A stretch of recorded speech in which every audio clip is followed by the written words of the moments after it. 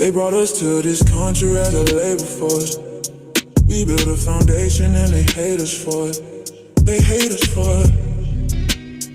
We built a foundation and they ain't pay us for it. They ain't pay us for it, but they gon' pay for it. Already prayed for it. Non-believers didn't pray for us. Non-believers didn't pray for us. We're black and we built a foundation. Stone by stone, generation to generation. Vultures said we had no culture. Them vultures got a Jay-Z poster. Them vultures got a lacy culture. Vultures eat what they didn't kill. Vultures sleep what they didn't build. They brought us to this country as a labor force. We built a foundation and they hate us for it. We built a foundation and they ain't pay us for it. They ain't pay for it, but they gon' pay for it. Already paid for it. Nobody prayed for it. Nobody didn't pray for us. Nobody didn't pray for us. We're black and we built a foundation. Stone by stone, generation to generation. Vultures said we had no culture. And vultures got a Jay-Z poster. Them vultures got a lacy poster.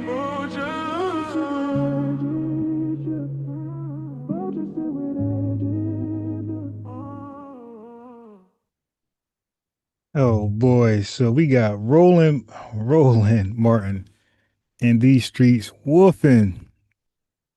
Oh, we gotta address him. Oh my God.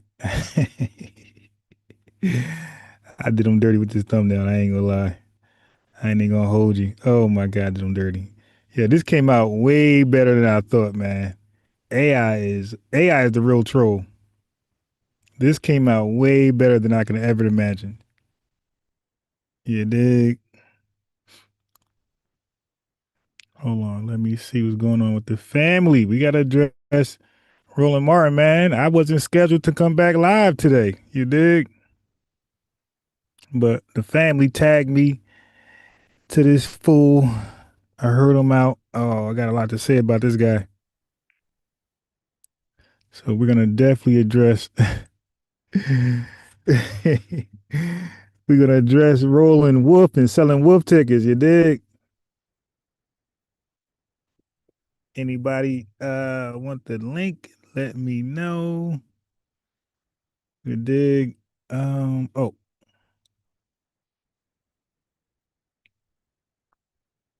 I had a link out there. So what confused me about Roland was normally when people, you know, come at FBA and troll us, they're normally people who need the clout. Like people who don't get views, the channel is failing. So when I seen it was Roland Martin, I was like a little confused. I said, wait, don't he get views? Last time I checked, he got like 1 million subscribers and he got 1 million subscribers, you dig? And I seen some views hit like 6 digits. No, yeah, 6 digits. I seen, so I'm like, okay, he way out there. He on some 300,000, 600,000 views. I'm like, so why is Roland Martin doubling back? And you would think swinging low, right? He's supposed to be up there somewhere. Almost 2 million subscribers. Some of his videos got 300,000, 600,000 views. Why he's picking on, who they call little old powerless FBAs? You over there somewhere, right, Roland? Why are we on your mind? Aren't we powerless? I thought we don't have no pull. I thought we were not the reason why the Democrat Party be coming up short, be choking on those polls. He said it was who you blaming on? Latinos or Latino women, something like that. All right, so we gotta figure this all out.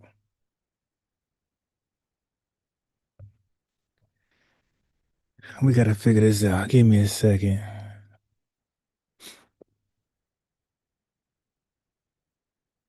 We gotta figure this all up. Roland is selling wolf tickets. He's woofing on FBAs like we ain't gonna clap. Like we ain't gonna pull up and meet him. You dig? When you talk trash about us, you pretty much send in the location, right? And then we gonna pull up and do what we do. All right. So let's go ahead and roll the tape. Okay. Hey yo, I swear, I'm like, yo, I was thinking like, wait till I show you his views, yo. Like it makes no sense, his views.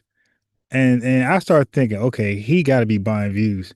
Don't forget, you wouldn't think a guy like that and his attitude, he's part of the boule crowd, you dig, the uppity crowd. Most of those guys that are clearly, as far as YouTube, skying over us in views, try not to acknowledge us at all because they Hasidity. This is why we don't support Queen King and Zinga, the woman king in Hidden Color 6. She just clout-chasing. You dig? Uppity boule woman, doctor degree, so she's better than everybody. Everybody's stupid. Everybody IQ is low. The minute they get education, family, they start to spew conservative talking points immediately. White conservative, white Republican conservative talking points immediately. Low IQ, stupid people, easily misled, easily led the wrong way. All white supremacist views about us immediately as soon as they get some type of degree. You dig? Okay. So let's actually play what he said. See if it makes any sense. When I listen to so-called black loving black people who got lots of smoke for Democrats, but they don't say nothing about this here. They don't say nothing about the poly markets and all of these little betting apps and how folks are making millions and millions and accounts opening right before Trump makes an announcement. Y'all, last week, Trump pardoned 77 people who engaged in Medicare and Medicaid fraud. Straight ass fraud. Folk buying pardons. One dude got arrested because he tried to extort somebody who owed him money for one of the pardons. Oh my God. So it amazes me when I listen to these people who's sitting here, yeah, man, he buck dancing for the Democrats, when these people are doing what we said they were going to do, rape and pillage this country. See, again, and that's somebody in the comments say, well, Roland, I don't like you and Greg going after people who are defending lineage. Let me explain something to y'all. Yeah.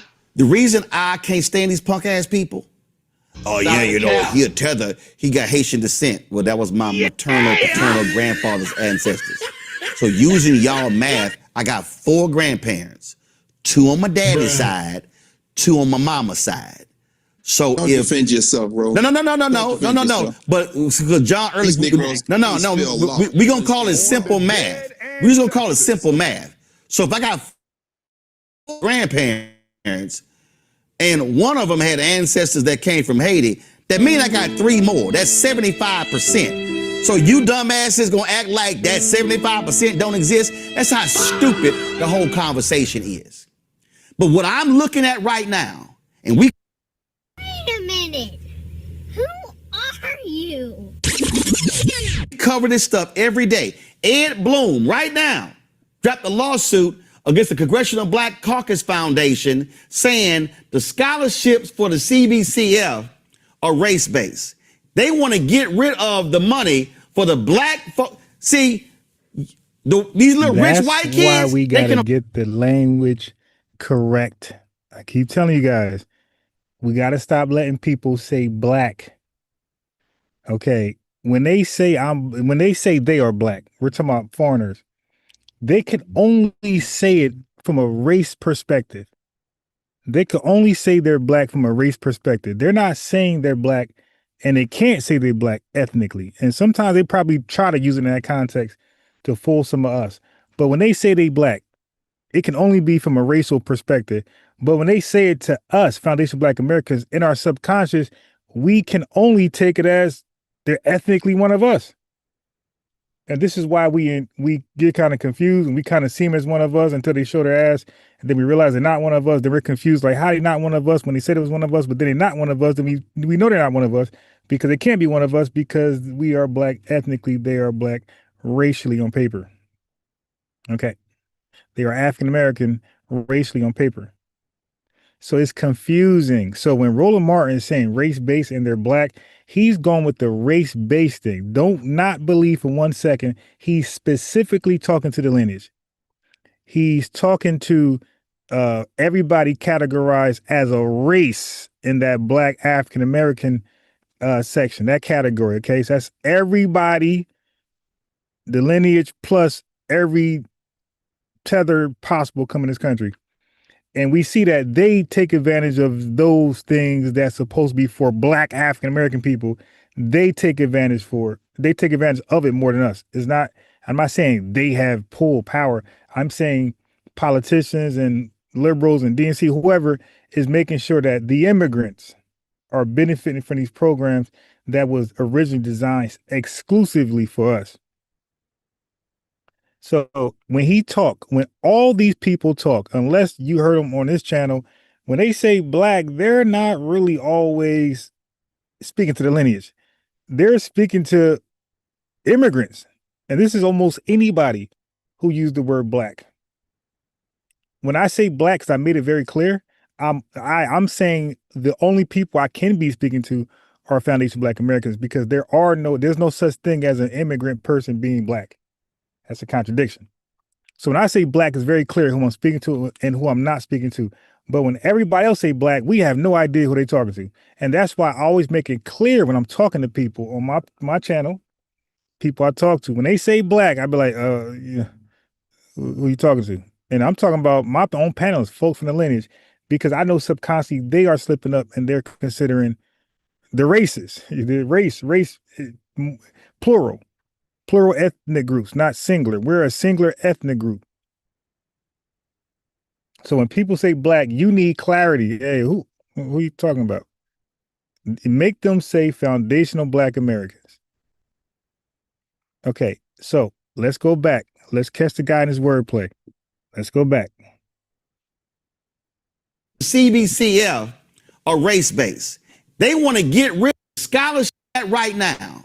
And we cover this stuff every day. Ed Bloom, right now, dropped a lawsuit against the Congressional Black Caucus Foundation saying the scholarships for the CBCF are race-based. They want to get rid of the money for the black folks. See, you heard them? The race-based, they want to get money for the black. Yeah, tethers, right. We don't have an issue with that at all, my guy, because that's not speaking to us. When they say all these 50,000 black women lost their jobs, I was like, what they got to do with black Americans? What they got to do with FBAs, my guy? Yeah, that's why we want disaggregated data, my guy. Show us they're foundational. Because we know, goddamn, they most likely they're not foundational. Prove they're foundational. Black women losing those jobs. I suspect those are immigrants under the category race black. Majority of them was black race-wise. Immigrants. Fired. Let off. Let go. Whatever.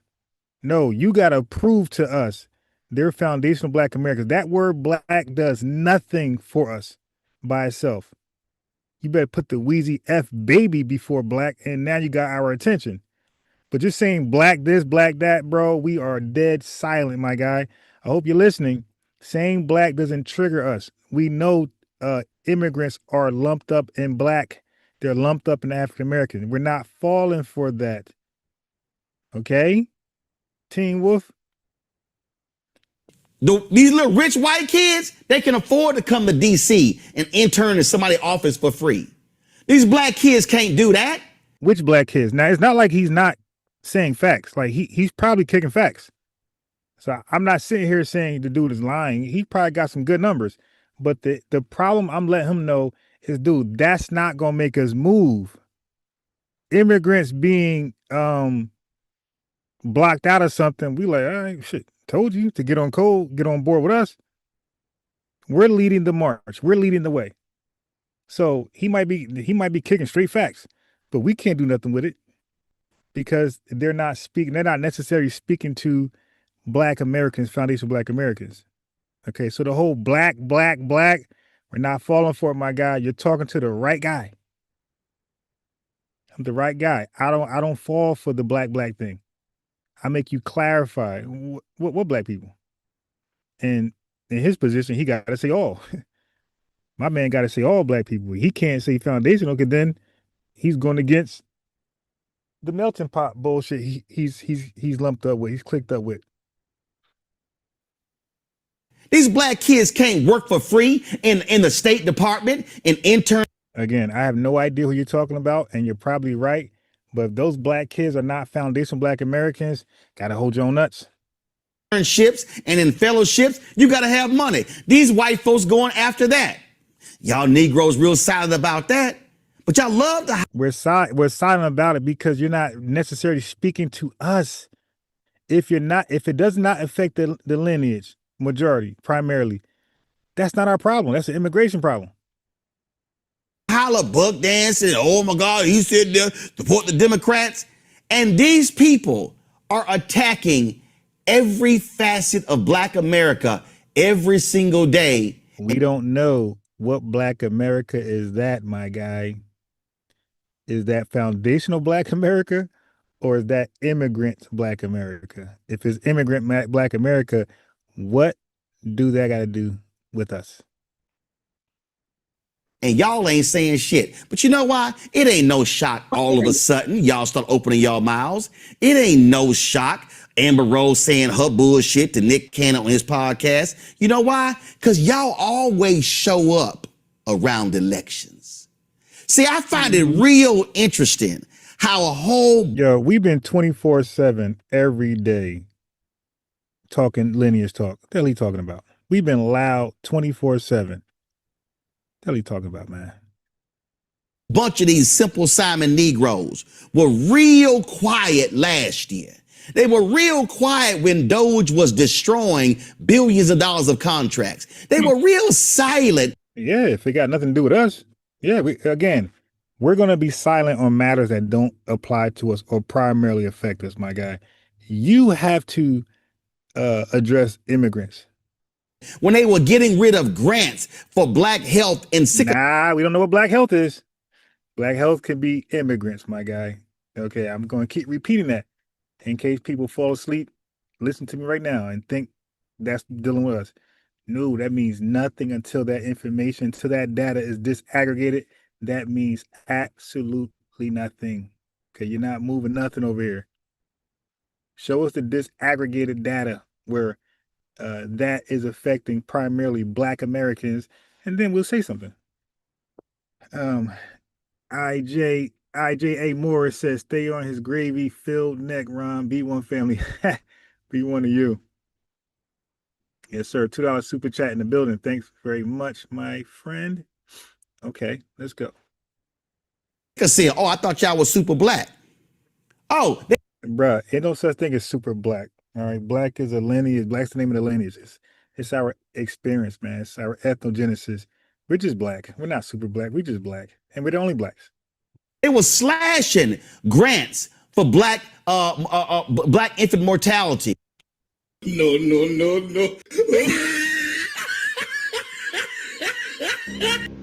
Now you see now, you done fucked up, you know that, don't you? I'm saying that you done fucked up now, you know that, don't you? You know you done fucked up, don't you? You know it, don't you? No, you done fucked up. Saying Black over and over and over does nothing. You done messed up. You're not specific. And all those different things. But it was mighty quiet. Oh, but 2026 hits. And lo and behold, what happens? We got an election that's coming up. And all of a sudden, the usual suspects come running out from behind the rocks they've been hiding under. So I know some of y'all say, well, you know, I mean, you know, and then they always say, well, you know, he always calling us names. If y'all call me a tether, I'm going to call you punk ass some names. What? And what I'm saying is, all y'all I can't breathe. I can't breathe. so-called super black people, We're just black. y'all really anti-black.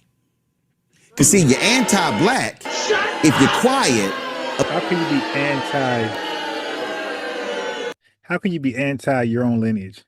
Sound crazy, my guy. About what these corrupt thugs are doing, but then you ain't saying nothing. So Bro, that's your job, my guy. You Democrats, you beef with the Republicans. Y'all beef with each other. Y'all both clowns. That's all y'all do is fight against each other. That's y'all. That's what y'all do. I'm not getting into y'all bang y'all party wars. You dig? No, y'all work that out. When the Democrats do something wrong, Republicans call them out. When Republican clowns do something wrong, Democrats call them out. Nah, that's y'all thing. We only speak up when that thing is directly or primarily affecting the lineage. That's when we get up and say something. I just want to know, all y'all with your little USB microphones, with your little YouTube shows, show me how many black families y'all have had on your shows whose loved ones have been shot and killed by the cops, but they can't call the DOJ. I'll wait. And yeah, they be killing you how they try to like put on like the hip hop swag. Like, dude, you sound weird trying to sound like us and walk like us and look like us. It doesn't come natural, my guy. You're practicing the mirror. It doesn't. You look weird. You sound weird. Show me how many of y'all are standing up when black DAs are being attacked. Again, black DAs, are they immigrants? Are they foundational? You got to be clear. Oh, I'll wait. Show me how many of y'all are sitting here standing up for black women. 600,000 laid off, 700,000 black men. The black unemployment rate has gone up. Ain't it you have this aggregated data? Show us black Americans, foundational black Americans in those stats. By saying black means nothing, because we know black African America is the race for any immigrant who comes to this country and check that box. And they are in this country by the millions. So that number can be all of them, by the way. So until you have this disaggregated data to show us what affects us directly, you ain't saying anything, my guy. You're just talking. amazing how all of these loudmouths are mighty quiet about black unemployment going sky high. You need to catch up, man, what we doing right now. We're delineating, my guy. You know that, right? Roland, you that dumb? You don't know we're delineating? So saying black means nothing while we're delineating. You got to say foundational, Adolf, at least Friedman, Solon, something. But just saying black shows that you're not even aware that we're delineating. And by the way, this is a long, I know I'm pausing, but I played this thing flat out, and this was the longest 10 minutes ever. Still got smoke for Kamala and Joe. Now, I ain't got a problem if you have a real critique of Kamala Harris or Joe Biden. But I notice you're real quiet about Donald Trump. And my last point before I go to my next guest, let me just go ahead and say this here, because I ain't got a problem saying it. And I told y'all I'm trying not to cuss. And I was really trying to hold back. No, leave it on the floor. I'm really trying hard not to cuss, and I really want to go there. But you sorry assholes, It's amazing how y'all had a whole lot of shit to say. Where Kamala? Where Kamala? We don't see Kamala. Where Kamala? What's she doing? But y'all ain't got shit to say about JD Vance. Oh my God. What are you talking about? No FBA rocks with JD Vance, my guy. Oh, it's amazing. It's amazing, you simple Simon Negroes. Where Kamala? Where's she at? She ain't doing nothing. Where's she doing? She ain't doing. Here's the difference. JD Vance showed his history. There's nothing in JD Vance past that made us believe that he'll ever do something for Foundation Black Americans. Okay, you put JD Vance in office, yeah, you might get us saying something. All right. Donald Trump doesn't scare me, you dig? But now JD Vance, he in the office. Y'all might have a point. But yeah, man. We don't rock with JD Vance. Do enough for our people. What? Oh yeah, and then Kamala Harris. See, the problem is she was trying to cosplay as black.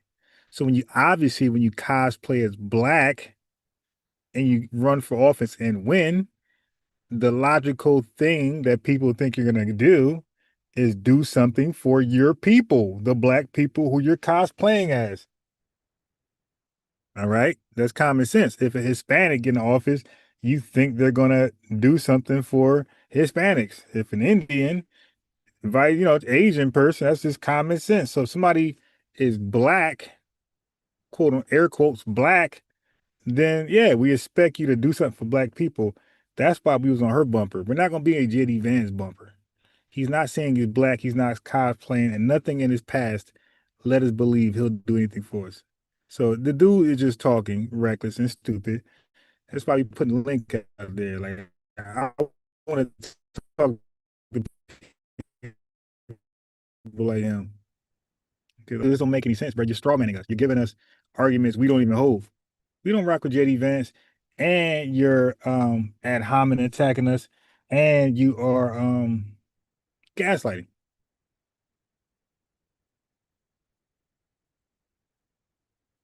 Nobody's surprised, my guy. JD Vance ain't doing a damn thing.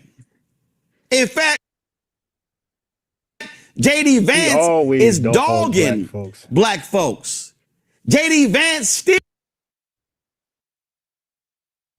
ain't been accountable for the what bullshit he said. We rock JD Vance and he's gonna do what he do, but what do you expect us to do about that? Nothing.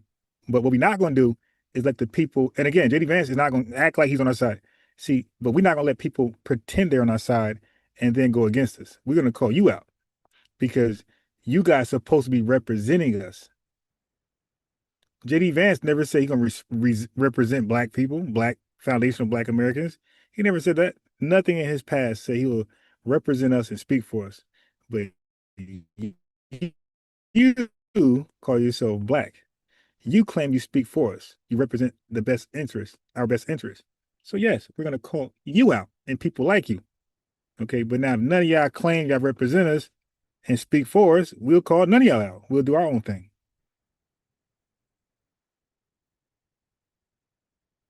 Oh yeah, Haitians, you see? See, family, if you let this word said about Haitians in Springfield, Ohio, that was make a mistake like that.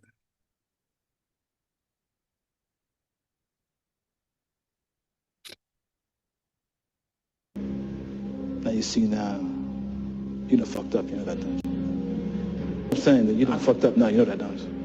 No, you done fucked up, don't you? You know it, don't you? Bro, Haitians are not black, my guy. No, so you messed up. Because now you came with all that blackity black, and then you came with Haitians.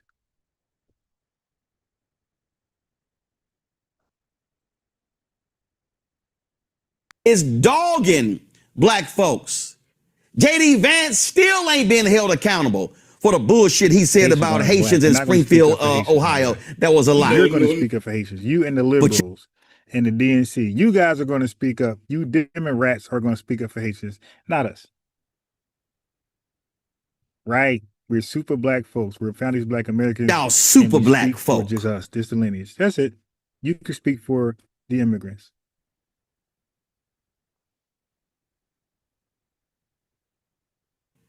Can holler about, man, y'all sitting here, yeah. And I know all y'all gonna make your little videos. And I'm gonna close with this here. See, I don't need to get clicks. When he said that. Mitch.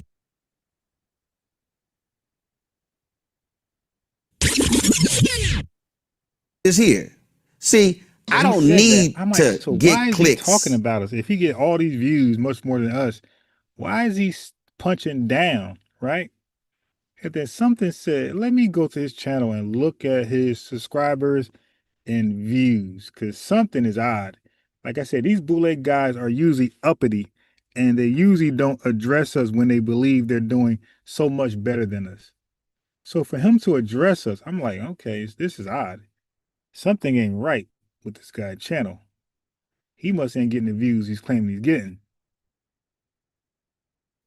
Mentioning your name. Because your names are meaningless.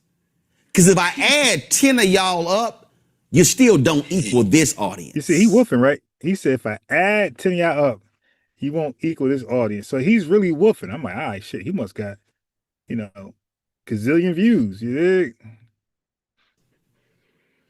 So you're going to need to use my name to get you some clicks. So I'm going to go ahead and help you. You know what's crazy? I don't talk about this guy at all. So yeah, you're bugging, my guy. I don't use your name. This is the first time. And somebody sent me this link. I don't use your name at all. You're in none of my titles. You're in none of my lives. I don't mention Roland Martin at all. Zero. So you're dreaming, my guy. You're dreaming. To get you some clicks. So I'm going to go ahead and help you. All y'all can kiss my ass because you're actually anti-black. Because you don't defend black. Stop the cap. Bro, you keep using black as a race. Then you're right. We're not defending black as a race. You got to do that. That's what you signed up for. We're defending Wheezy F blacks. Foundation Black Americans. Those are only blacks we're defending, my guy. Black people. You don't stand up for black people. And keep in mind, the only so-called black people that's part of that race that he named were Haitians. No, yeah, you all by yourself with that one, my guy. Go do your job. JD Vance cooking the Haitians. Go defend the Haitians. You don't invite the black folks on your shows, but what you do is you criticize other black people. Well, we actually, wait, now he's saying other black people. You see, so he knows all black ain't black. He knows that the real black folks are black through ethnicity and the fake ones are black through a race. He knows the other black people. One more time, Roland, one more time. He keeps talking. He keeps telling on himself. Folks on your shows, but what you do is you criticize other black people who stand up for black folks, and y'all use your little silly ass cover of you work dancing for the Democrats. Oh, you a shield. No. See, Oh my God! I can't breathe. smart black people understand that. See, A. Philip Randolph knew what he was doing. Then he got nerve to mention A. Philip Randolph at all people. I was heartbroken. Like, hi, what does Tether know about A. Philip Randolph? In 1948, when Truman was running against Wallace and Strom Thurmond and also against Dewey. So he knew what was going on. So even though Wallace was a socialist, a progressive, he was putting pressure on Truman to use his power in the White House. And so Truman knew that he could not win the election if he did not desegregate the armed forces, if there was no civil rights plank in the 1948 Democratic National Convention platform. See, some of y'all are so clueless about politics that you have no idea what the hell you've been talking about, because all you're doing is smacking your gums and saying nothing. There's nothing worse than loud Negroes who say nothing, that have no context, no basis, no value whatsoever, and all you doing is just talking. Black people are literally facing life and death. Hospitals are facing being shut down because of the... And bro, you keep saying black people, That don't move us. Say foundational, say Adolf, say Friedman, say Shalon, and you'll get our attention. But black people, that's not gonna work. We know that's a race. We know you're speaking about the Haitians and other immigrants. It's not gonna work, buddy. Attacks on Medicare and Medicaid, and you simple Simons are saying nothing and doing Stop nothing. the cap. So I want to see y'all stand up. And last thing I'll say, we cover a whole lot of black stuff. It's amazing. I ain't never seen you simple Simon Negroes at any one of those events. And you're never gonna see me at one of those events for all people that's under the racial category black. But you'll see me at something for Foundation Black Americans. Okay, you'll see me at those.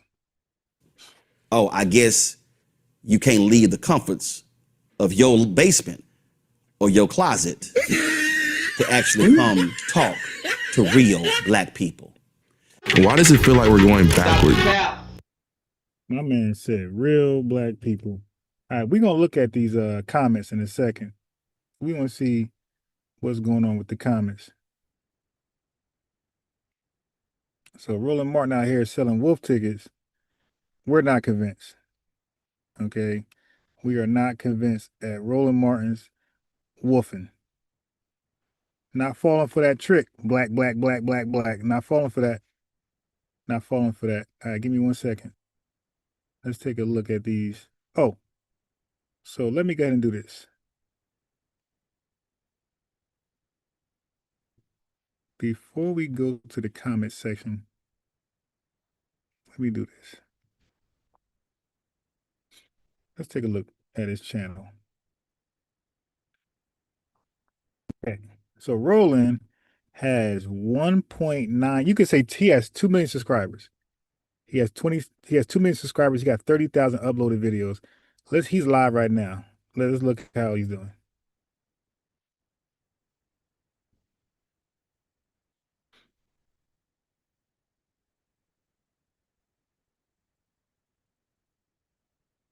All right. So this is Roland Martin's channel, right? He's talking about diaspora wars. He's talking about clicks and baits, clicks and views, baiting people. You're talking about diaspora wars. Now let's see a guy that has 2 million subscribers. How many views this video got? This got 25, well, 23 now. He got 23 live viewers watching this bullshit. He has 2 million subscribers, only 23 people watching, and he's telling us we got to use his name for clicks and views. Dude, they're on your channel with your 2 million subscribers supposedly supporting this channel and only 17 people watching this garbage. And it's live. So it ain't in. I don't want you to, I pause it. So you would think, oh, 17 people because the live is over, everybody leaving. No, this is a live video right now. See, 26. All right. But using his name gets people clicks and views. Okay. All right. So now let's look at the inconsistency in his lies. All right. Let's start with the videos. What he uploaded. Let's look at here. Since he gets all these numbers, he claims 11K, 18K. All right. Now, first of all, this ain't good. This ain't good for somebody with 2 million subscribers. These should be at 90,000, 200,000. With 2 million subscribers, he should be smashing it. Look, this got 700 views. I did 1,000 times better than this. Only 5,000 subscribers. Man, remember, he's bumping his gums. 31,000, 22,000. Not good for a guy with 2 million subscribers. This is good for somebody with like 100K, 300K subscribers, 30K. It's not good for somebody 2 million. 2 million, he should be in 6 digits. All right. Here we go. Look, 74, 36. All right. 12. Okay, so he finally got one for 339,000. Now, how it goes from that back to 36 to 74, like, how do you jump like that? Then he goes and get one for 62, 66, 56. Look, back to 11K. Like, how do you go from 56 to 11K, my guy, to 300 something? That's crazy. Look, 300,000, 300,000. And this is where I think, look, and then 6,000. How do you go from 300 to 6 to 23? Then back to 1.4, like to 4, then 13 and 26. This is then 211 right here. Are you then 6, then 6? This is a crazy all over the place channel. Now that is the uploaded videos in the archive. Let's look at the live content. Okay, look, 26 watching, nobody there. Somebody else is over here, and they're probably paying. This is crazy. This is the sad part. They're probably paying for this exposure. Getting 26 people watching, 9 people watching. This is crazy, man. Look, he live. Okay, this guy got a little more. 239. That's nothing. He's live. God damn. Black Star Network. The Garvey shit. He mentioned A. Philip Randolph, but he's the Black Star. Come on, dude. Like, this guy's a grifter, if there's a such word. Racist teacher exposed, barely 200 views. Now, this is his live content. 5, 3. I'm doing better than all this. Only 5K. 13, 6, 2, 1. What the hell? 2.7, 3K. But he said we need his name for clicks and baits, and all his live content is garbage. 1.2, 4.1. This is a guy who got 2 million subscribers. His lives are garbage. So I'm like, oh, that's why he's mad. So he's actually using our name for clicks and views. You dig? It's funny. These people that come from a culture where they click and pop to communicate, they go from a click and pop language to a click bait, click view tactic. They love this clicking stuff, man. Clicking and popping and clicking and baiting. All right, so you see, family, this is a nothing burger. Okay. So yeah, bro. Using your name for what? All right. So now let's go to the comment section. I'm just interested to see how they responded to the FBA hate, to the lineage hate. This dude got 2 million views, family, ain't nobody watching this guy. Okay, and that's called a dead channel, by the way. That's called a shelved channel. It used to be popping and it's gone. It's over. And when you flop like that, you never really get back up there. If y'all AI right now, if somebody has 2 million subscribers, what should their average viewership on their live stream be? It's going to tell you somewhere in the six digits for 2 million subscribers, somewhere in the 6 digits. Not 11K, 4 point this, 30,000 here. It should be 250,000. Okay, so where am I? I'm going to go to the comment section.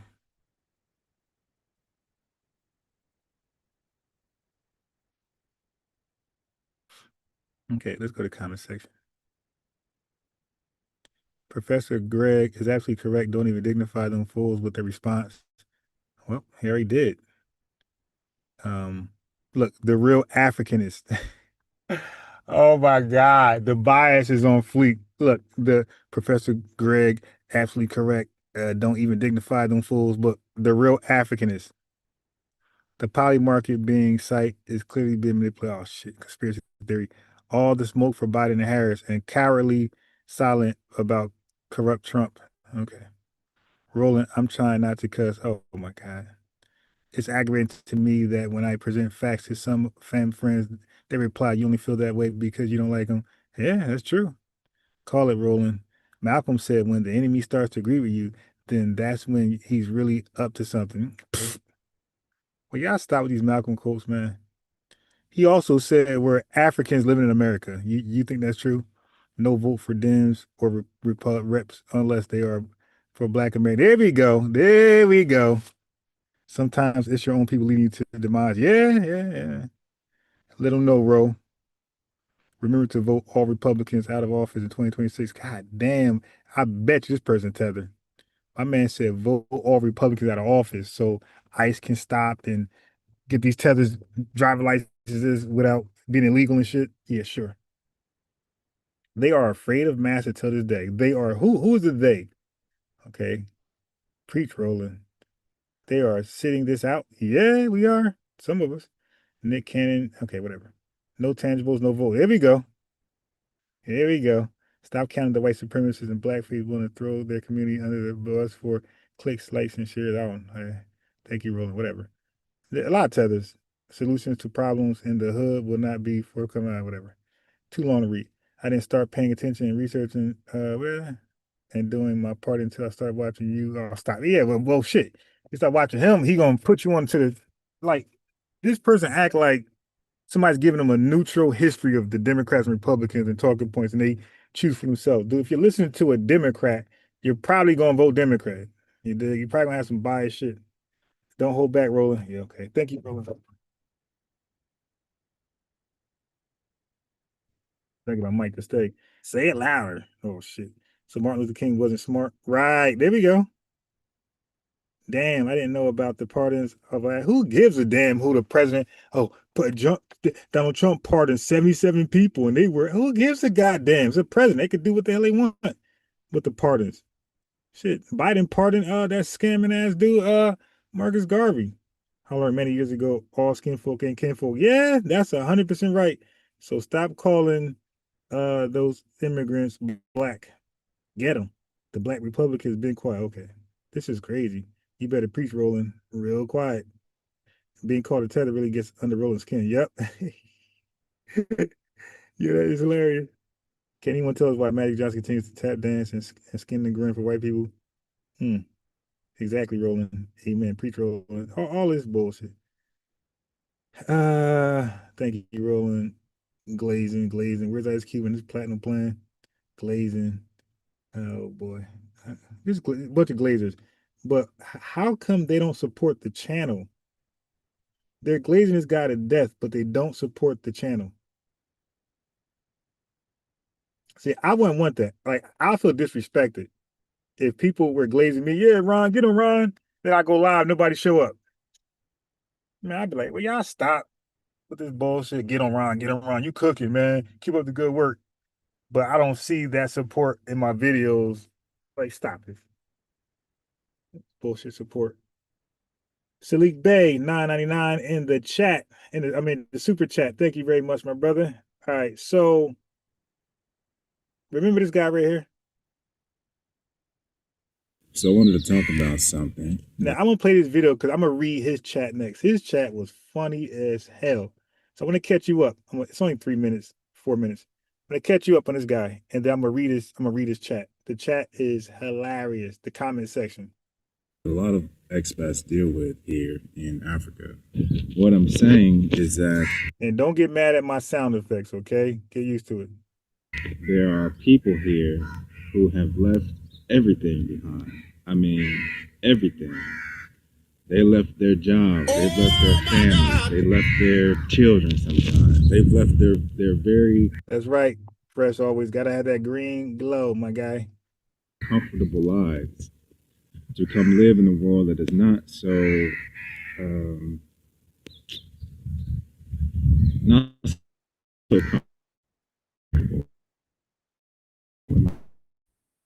Let's put it that way, not so comfortable.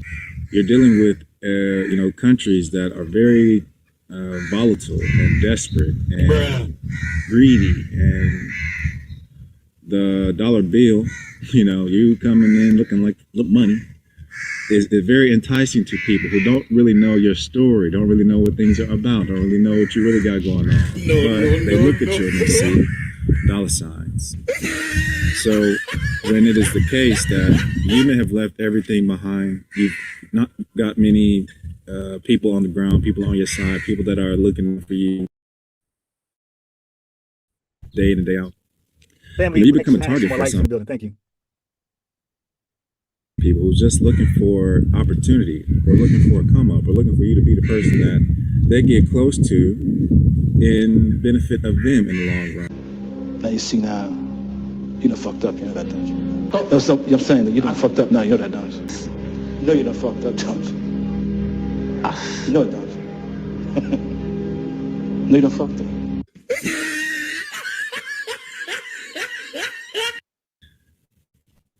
there are people here who are looking at you as prey.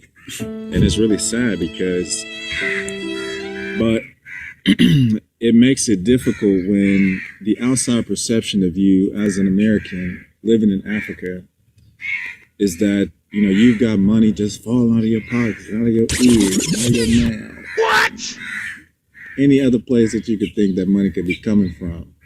They thought you might have brought a money tree with you. You planted it somewhere at your apartment complex, your compound. Stop the cap.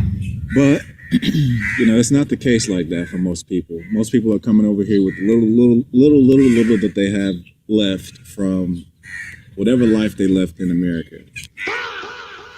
And it's not as easy for those who are, you know, not having so many backings that they can just be so frivolous with their income, with the money that they do have, and to run into people who are not legitimate, people who are looking to scam, looking to get over, looking to come up off of them.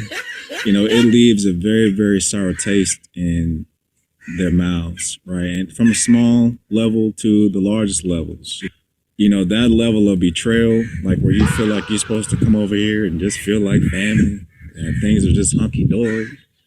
Man, it feels like a slap in the face that people that look like you would do you like that.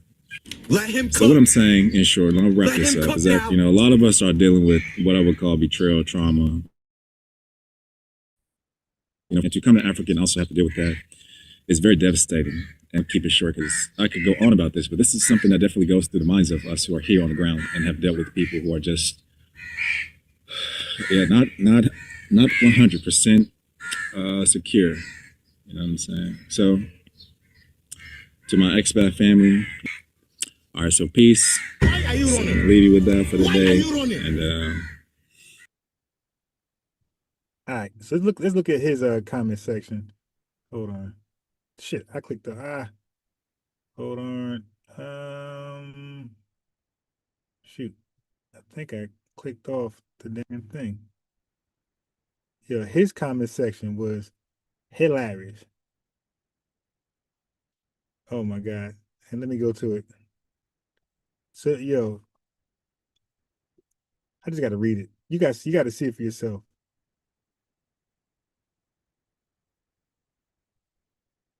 Okay. So this is him right here. As you can see, I'm gonna scroll down. So that's him. I'm gonna scroll down. I was reading this stuff, hollering. I was trying to get, you know, I'm a YouTube journalist, so I was in there trying to get people for an interview. Okay. It said the bird was also talking. Okay.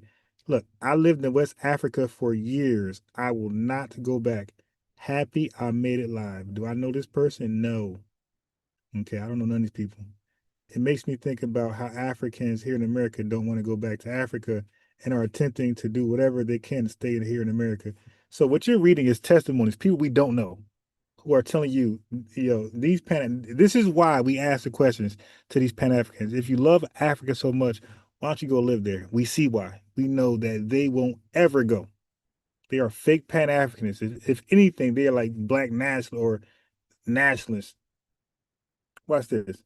It's not just the expats, it's us Africans who built lives in the West and return home to deal with the worst form of betrayal, usually from your own family. This is African. Best to move in circles of people who understand your journey is for your peace. Good thing I'm a loner. I was never one for friends. Yes, they ain't looking for no friends in Africa. All these fake ass lies, these stories. Oh, Africa, we gotta live there. It's so beautiful. Ghana. Okay. As I listen, intently to you, I heard my sentiments being voiced. It is frustrating and exhausting to be on high alert everywhere, south, north, east, and west in Africa. Look at this person. You have to be on high alert everywhere in Africa, south, north, east, and west.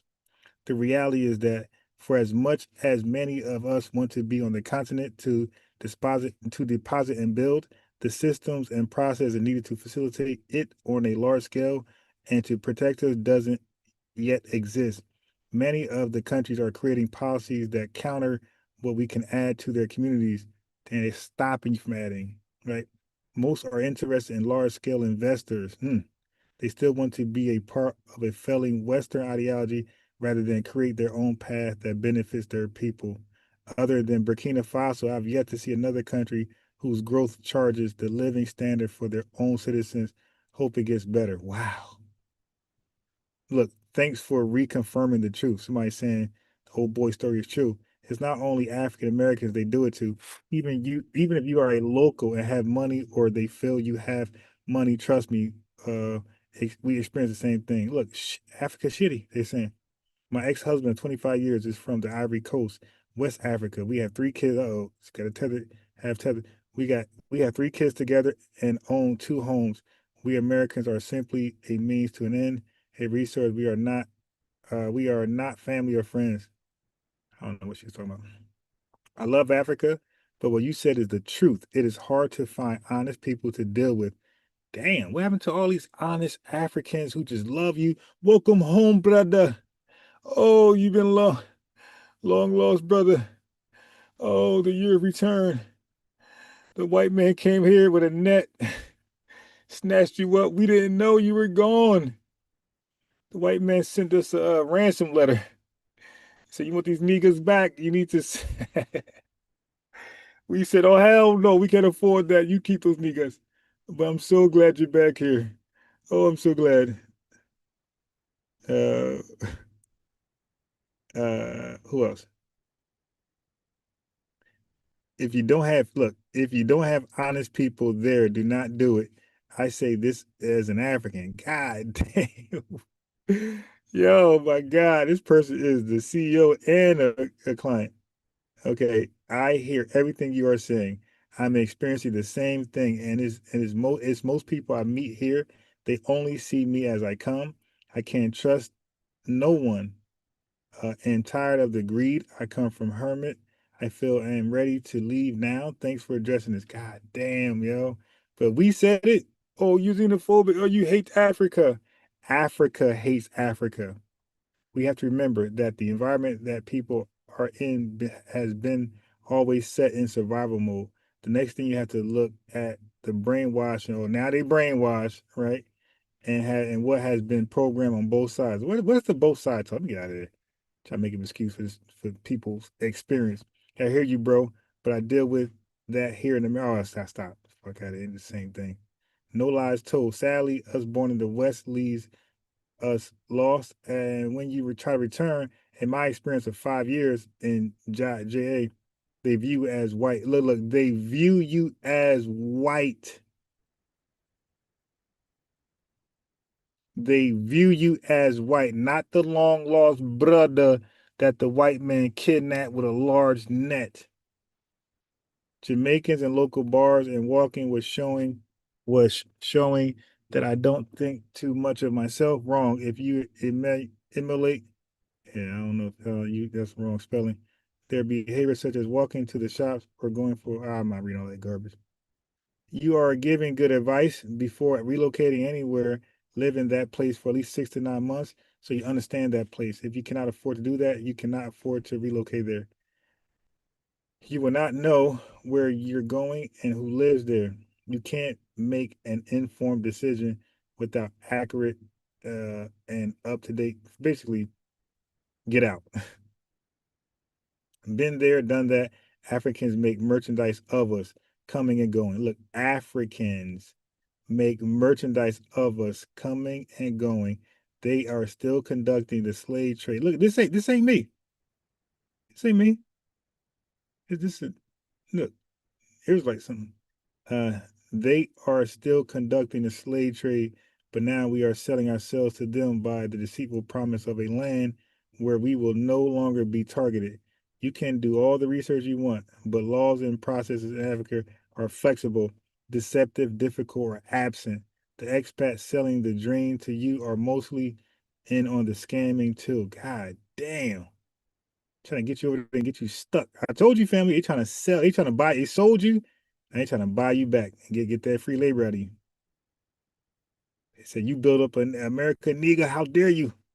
You built up the white man, now he kicks in our ass. Well, you're going to build up Africa now. You ain't going nowhere. They're going to put that little mine across your chest like they did those African soldiers in Russia.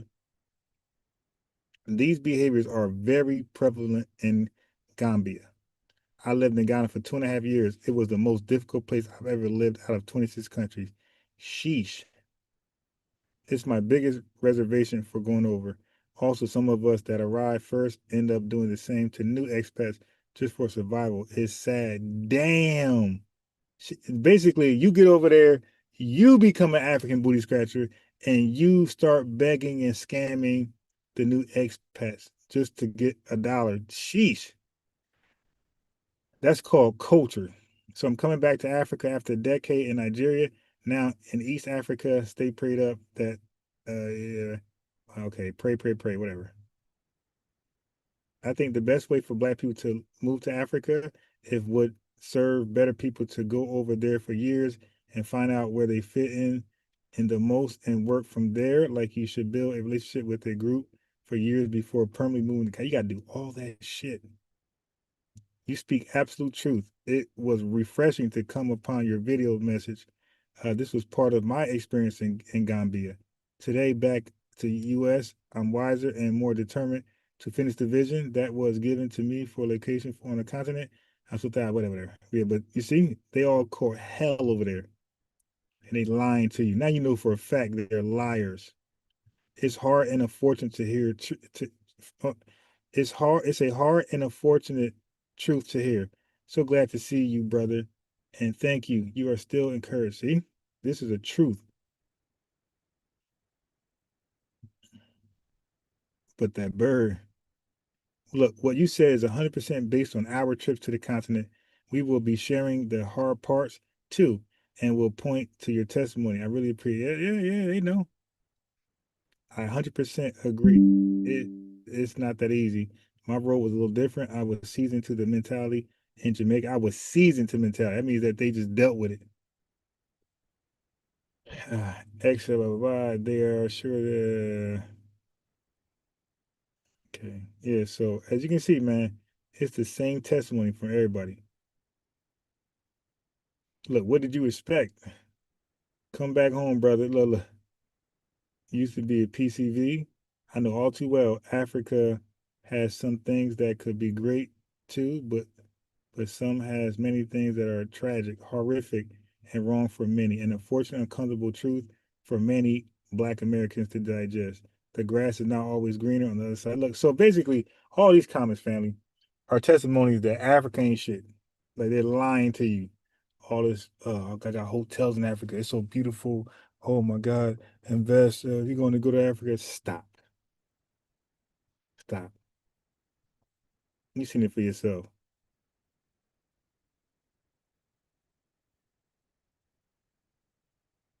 You've seen it for yourself. And now they all want to leave Africa now. Why are you running? Why are you running? Don't run. Finish the vision. You had a calling. The white man called you over there. Some scammer called you over there to throw your life away in America and move to Africa. So those are real life testimonies about people wasting their life in Africa just to be an African. Like, you know, you're going to lose it all. And now you're over there barely surviving, trying to scam the new expats to come over there to believe a lie too. So basically everybody who was told, hey man, Africa is the move, man. That's a new place. They doing this, doing that. Oh no, man. The TV lying. Yo, Africa's well developed. Yo, people are first world mentalities, man. Take your ass over there. You eating bush meat too. Your ass eating monkey brains too. That dude teeth was yellow as hell. Like he ate hella monkey brain. Can you imagine that? You're starving. You don't know how to to go in the woods and eat trees and bark. We don't know that stuff, man. We in the first world superpower country. What we know about that? So just man, you're starving. That dude comes to you with a with a headless monkey. You like, nigga, you got me effed up. Hey, brother, if you don't eat this, you're gonna starve and get eaten by a tiger. You dig? So what you wanna do? Hey, man, you eating monkey brains with maggots. Oh my God. Yep. thought it was cool. He ate that damn monkey. Hyena, fried hyena. It was all good. Africa was a motherland. She ate that that fried hyena thigh. She did. Hyena balls, paws. It was all good. Pause. Yeah, so fam, I'm not gonna let nobody lie to y'all. Look, go where you want to go, move to where you want to move to. I told y'all before, and I'm triple downing now. I'm never going to Africa. No time soon. If I change my mind, change my mind. But right now, not happening. Not going to experience monkey brains and hyena thighs. Not doing that. Hyena toes. Nope. Hyena feet. Gorilla feet. Nope. Not doing that. Not doing that. I'm going to stay over here, eat good food. FDA certified, FDA approved good food over here.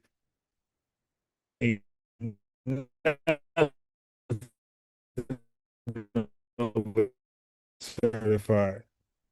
I find joy reading the comments. Man, so many people were like, yo, this video is the truth. Hey man, we need 40 more likes. We need 50 more likes, family. Y'all could just do me a favor, give me 50 more likes. That is great. Okay, so now we're going to go into, all right, so there's a clout-chasing troll, okay, that does FBA videos all day long. So that makes me go here. Let me play.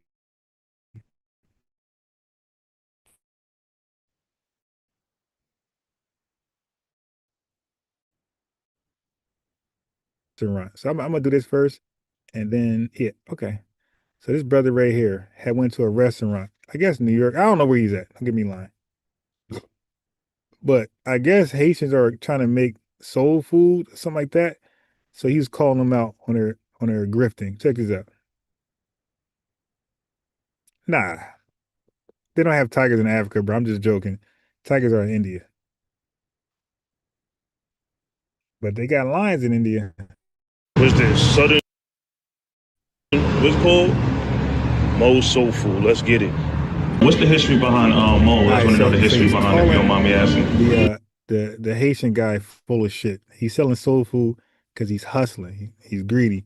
Don't know shit about it. How you doing, man? How's everything good? Yeah, I'm good. The history behind it, like how it started from the South. Like, what's the history behind it? Like, from the South, you guys came from the South and came over here to New York? The history. No, I said, what's the history behind it? The history. Huh? No, I'm saying because I know when I go, I like to go to different soul food spots, ask the history. Some people say, oh, my mom in the South, they came, they cooked this. Like, I went to, yeah. I want to know the soul food. Okay. Okay. And then I have used it. Okay. Oh, you learned the soul food? Oh, okay. Oh, you Caribbean? You Caribbean? Yeah. Everything that is being built in this country, 50% of everything that is being built in this country, that culture, you probably tech, it is 100% American. We just withdraw ourselves. If it's not black, it's the Jewish. Even the hip hop music that we play.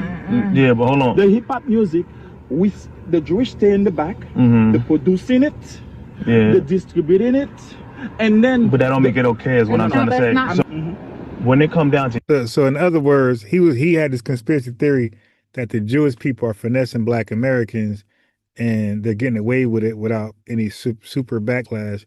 So don't get on him for finessing black American culture as well. What he's trying to say.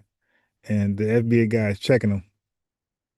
You're right. It is business, right? But what people are saying is it's not proper business. Yes, the Jews do it, but it's not good what they're doing. The Jews, everybody else do it. That's scummy to do that because that's black American culture. Black American. Like, I'm not going to go to a Haitian restaurant, hire only black Americans, cook Haitian food, and then trick the community and make them think that it's Haitian. Now we knowing that black Americans is not business, not getting them out of love.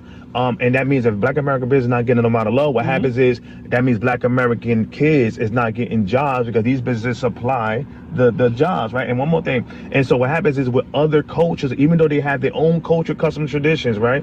When they come into our culture and then they come and take over the businesses and put soul food, what happens is it takes away, real quick, I'm almost done. It takes away not only from the culture, because you add your Rasta pasta, you add your jerk chicken, you add your oxtails, you add the plantain, you add all the plantain, you add all this stuff that's not so full, right?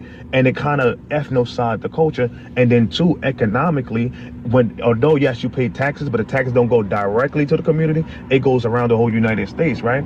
And so what happens is the Caribbean, African, Jews, everybody, they send remittances, right? Remittances back is about $200 million in remittances leave the community. Now, what community do we lead the most? Black American communities.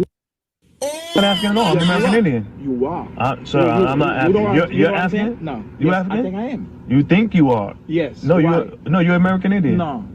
You don't look like an African. No. We are. No. Who we? I don't speak French. You speak French. No. I don't speak French. No.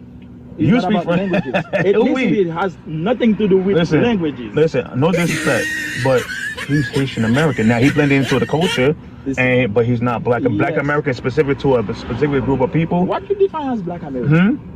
Black American are the people that built this country from the ground up, that made a way for people. Hold on, that made a way for people that come here, and since 1965 till right this moment, this is why you was here. What year you came here? What year you came here? What year you came here? 2001. Right. So you're new. So you're new to the game. Hold on. So you're new to the game. One thing I'm saying is this. You new in the game. You came in 2001, right? We've been here and we made a way for people to come. Again, you're new to the game. You came in 2001, right? So how can you come into here in 2001 and say, I'm Black American? I can't go to Haiti and say, I'm Haitian. I'm not saying that. That's what you just said. You said, my son not Black American? No. Now, hold on. Did you have a Black American wife? Do you have a Black American wife? I had. Well, no. I'm saying, no, is your son, mother Black American? That's what I'm asking. No. So he's not Black American? I'm saying. What do you mean? What do you call Haitian? Haitian, let's say I was What do you call Haitian? But I was born in Haiti. Right. I speak. All right, so the brother is doing a great job. He sound like he been over here watching the content over here, but he's doing a great job showing the Haitian. Dude, you're not black. You're Haitian. Be proud to be Haitian. We're proud to be black. We even got songs about it. Be proud to be Haitian. Okay, Dessalini came up with Haitian as a proud term for you guys to call yourself. You dig? So be proud. Why are you fleeing from your ethnicity to hijack ours? Stay a Haitian. Right. Haitian Creole? Okay. So that I was born here, here, right? I have a lineage of people that built this country from the ground up with 50,000 plus I mentioned. Hold on. No, I'm getting where you coming from. My language it came from job, and then it went from Ebonics, then it went to now they call it Ab, but we don't call Ab. But that's my language over here, and my culture, custom, traditions is what you have right there. That Mo's soul food. That's my culture, custom, and tradition that you blending into and making money off of. This is what I'm trying to tell you. When you say I'm Black American, again, that's part of the erasure of who we are. You're Haitian American. There's nothing wrong with that. I'm happy for you being Haitian American. I would never go to Haiti and say I'm Haitian American. I can't do that because I'm still going to be a Black American. That's your culture, tradition. Now, it don't matter the skin color. Ethnically, I'm talking about ethnically, right? Skin color, you're right. But ethnically, I'm not Haitian American is what I'm trying to tell you, right? So I can't say I'm in Haiti now. I'm Haitian American. Yo, he is cooking, yo. He is cooking. Oh my God. The African don't want to hear that. African don't want to hear that, but he's doing really good. Whether you like it or not. That's your culture, custom, tradition. Let me say shout out to this brother for having the amount of patience that he had, right? And trying to educate this Haitian. Now, this is clearly... Yeah, that was a great job. He sound like me. He sound like he been over here. Dude, you're Haitian American, and that's a great thing for you.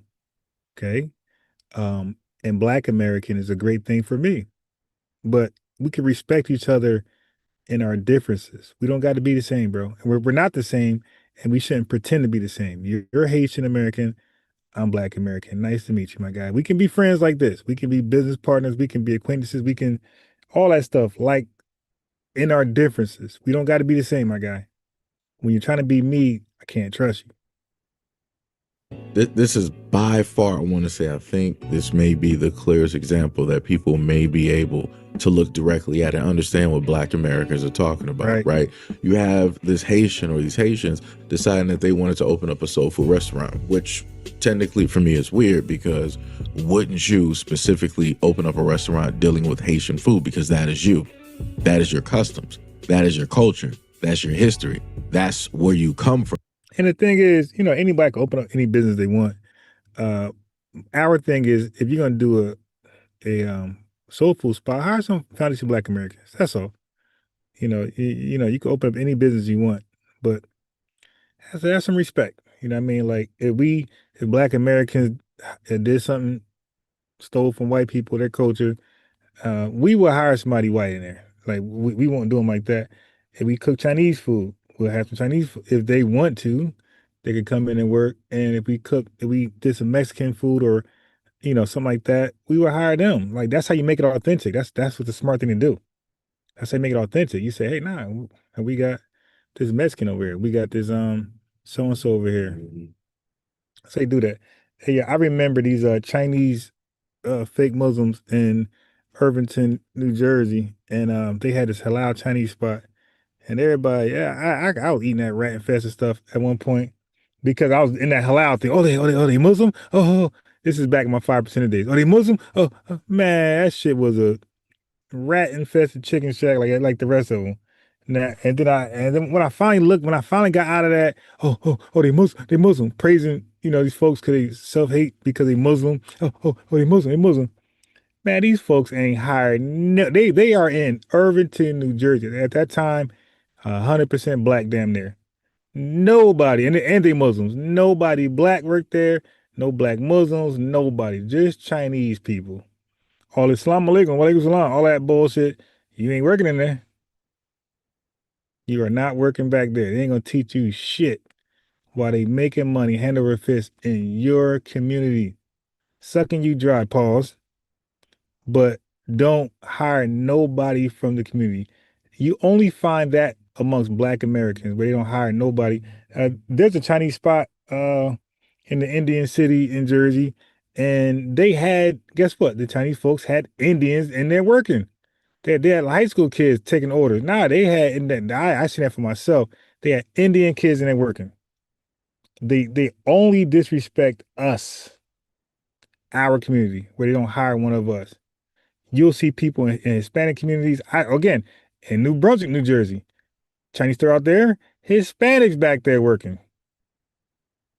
So normally when they come into a people's society, their community, these Chinese people will hire people from the community. Again, that's what makes people want to come. You dig? Except when they come to the Black community, because the Black community ain't the Black community. The Black community is mixed up with all type of people who say they're Black, but they're not. Dude, they don't rep Black. Like Emmett Till means nothing to them. Rosa Parks means nothing to them. You dig? These are people who nothing, no chills in their bones when they hear about Black Wall Street. But they're Black. So yeah, how the hell you Black and you don't get chills in your bones when you hear about Black Wall Street? Emmett Till, you dig? The 100 years of lynching, like that don't move them at all. But they're allowed to call themselves Black racially. Very disrespectful. These are the things that you specifically ate as a Haitian. Hey, Brother Reef said, I'm from Jersey. I remember that spot. They got shut down for the disrespect Chinese so-called Muslims. That was wild. I told you, man. Yo, man, I told you, man. Yeah, that spot right there. What's that, Chancellor? Yeah, man. Right by 78. Yeah, man, they didn't hire nobody Black back there.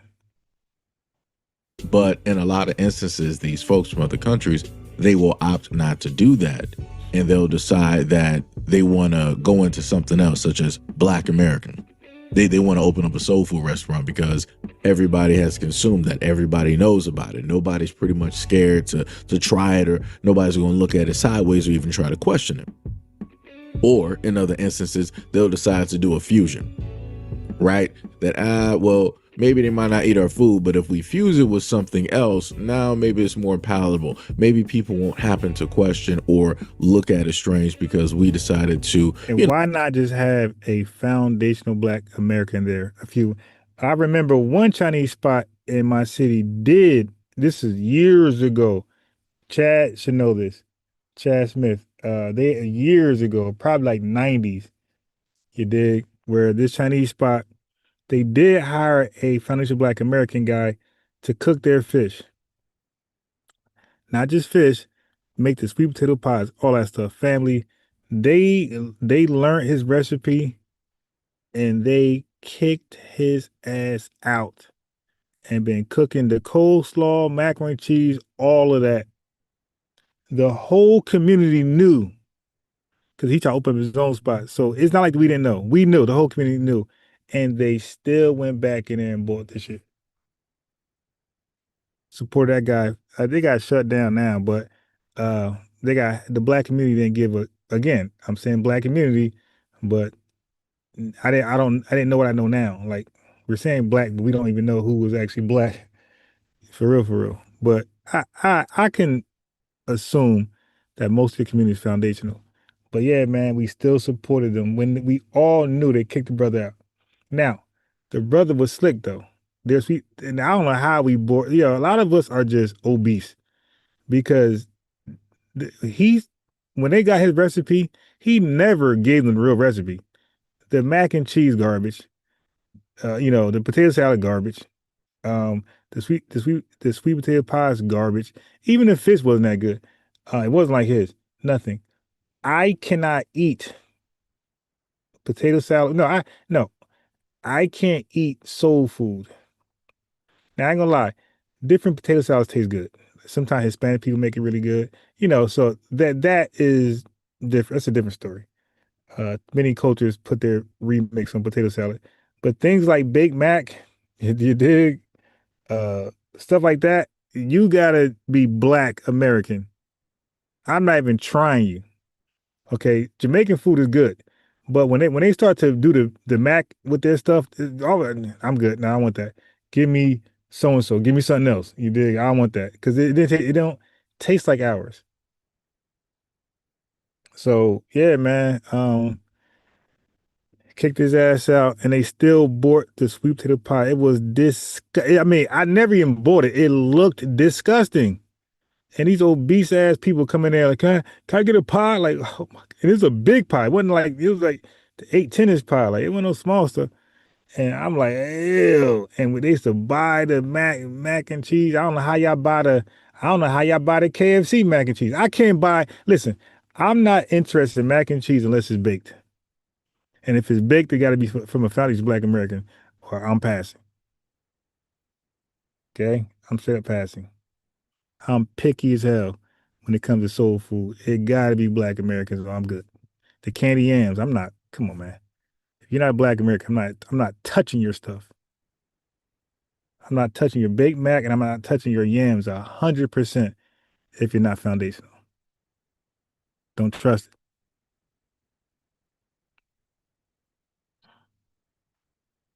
it. Put food directly out there. So the brother was continuously asking him specifically, like, hey, where are you from? Bloodline wise, your parents and all of these things. And later towards the end of the video, you found out that the dude was fully Haitian. That he was born. And what I mean by fully Haitian, he was born. He said himself that he came from the land itself. Not that his parents ran him from the United States and then had him. No, he was born there and then he decided to come here. But he wants to turn around and, number one, claim that he's Black American. You can never be Black American. Be proud to be a Haitian. That is your heritage, right? Y'all are the ones that fought directly. Y'all fought the French off to the point where, you gave them an L and they had to go back home with the L, right? Be proud to be Haitian. That is you, right? As the brother said, I cannot go to Haiti, land there, and then decide to say that I'm Haitian or claim to say that I'm Haitian. I can't do that. I can't. It's impossible. Just like I myself cannot go to Africa and now land there and claim that I'm African and now want to start doing African foods and make an African restaurant. Do you understand how egregious that is? Do you understand how disrespectful that is? No African would stand idly by and allow me to do something like that. They would tear down my business and burn it straight down, like they're doing right now. The exact same way, if I decided to do this in Haiti, they would do the exact same thing. They would, hey, we're not about to patronize your business, right? Any other culture around this planet, if I decided to do this, they're not going to sit up and be like, oh yeah, we're going to, congratulations, we're about to support you, this. No, no, you're an outsider. You think that you belong, but you don't. And like I said, that's real. I don't find no problems with that at all. That is their own right, because they have their own beliefs, they have their own, customs, they have their own culture. I have no problem with that. They're trying to safeguard all of these stuff. I'm cool with that. But it seems to me, by the position of other folks directly out here, when it deals with social media and everything else, that everybody's like, okay, we're going to protect our stuff, but what we're going to do is we're going to decide to jump directly into Black American culture. We're going to claim to be, Black American, and we're going to do their music. We're going to do hip hop. We're going to do this. We're going to do that, and all these other types of things. And I'm like, word? I'm like, so y'all got all of this great and awesome culture directly out here that you can pick from, take from, create. You can topsy-turvy, flip it around, all that other type of stuff, right? But y'all opt not to do that. Y'all want to come directly into something that's already established, that's already been here, because that's a doorway where it's easy for you to be accepted. And then once you enter that door and you look around and you find what's suitable and comfortable and what it is that you can wear and what it is that you can't, you want to then masquerade as that for only so long that it matters. And then once you finally make it, aka you start up a business, being an entrepreneur, right? You start investments, getting some type of money, right? You bring family directly over because you got some type of education or some type of degree, or you made it higher up in corporate America, or maybe sports, right? All of the places that Black Americans have already done and already been. Now you want to take off that cloth. Now, yeah, he cooking, family. All right, let me switch to my phone. And I'm so basically, Tariq Nasheed talks about tethers, right? What they do is they use our name. It's the reverse what Roland Martin said. Roland Martin said, we're going to use his name. He's going to give us his name to get fame, I guess. Like, dude, nobody's number is jumping out the roof using your name. It's my first time ever using your name, my guy. And somebody sent me the link to Cook You. You dig? Now, but it was important because I had to explain the wordplay he's using. He's using Black, pretending that he's speaking to Foundation Black Americans when he's speaking to immigrants, because immigrants are Black racially. They're African American racially. We don't appreciate that. We want them to be either persons of African descent racially, or they could have African American. But I don't want anybody being called Black who are not of the lineage. They need to take Black off the racial category. Dig? I will appreciate that. But anyway, so I'm gonna play that just so he can remind you, so Tariq and she can drop the science on that. And then when he's done breaking that down, I'm gonna go to a live of a bunch of tethers debating FBAs. Those tethers were, I think they from Britain tether. They were very disrespectful and hostile. Y'all cannot miss this. All right. Let me go ahead and just do this real fast. Yeah, it's very disrespectful what they did. All right. So let me switch over and to my phone and I'll be with you shortly.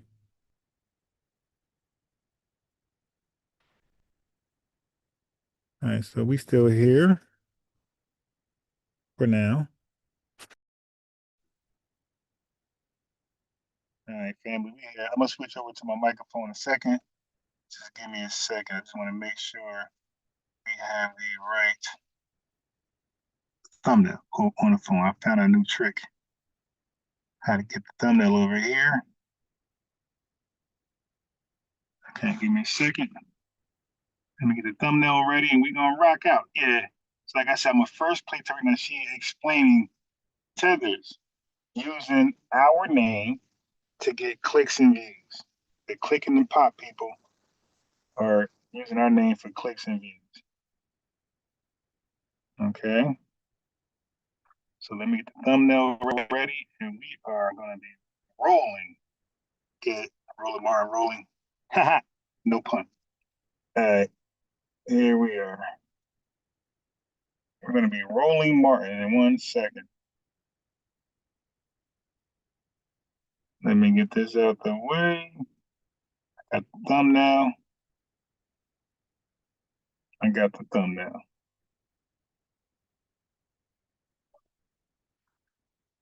I'm gonna hit the okay. So we got the thumbnail.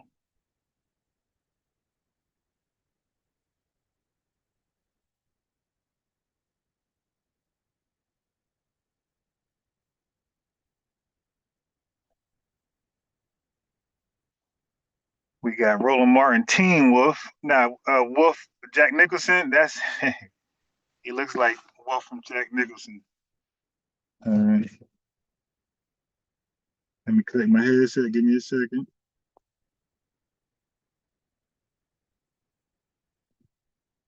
Just click my headset and make sure it's got the Bluetooth. Give me a second. Somebody called in.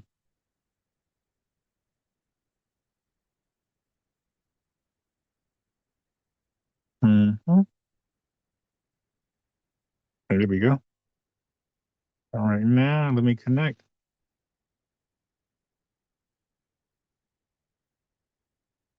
One second, caller. All right, caller, what's up? Who's this, by the way? You can unmute, caller.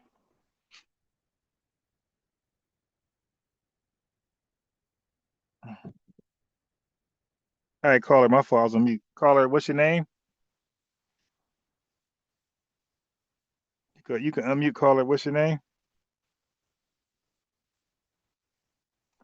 Morocco Drama, can you hear me? Morocco Drama, yeah, I can hear you. You sound like you got the speakerphone recorder on, but go ahead.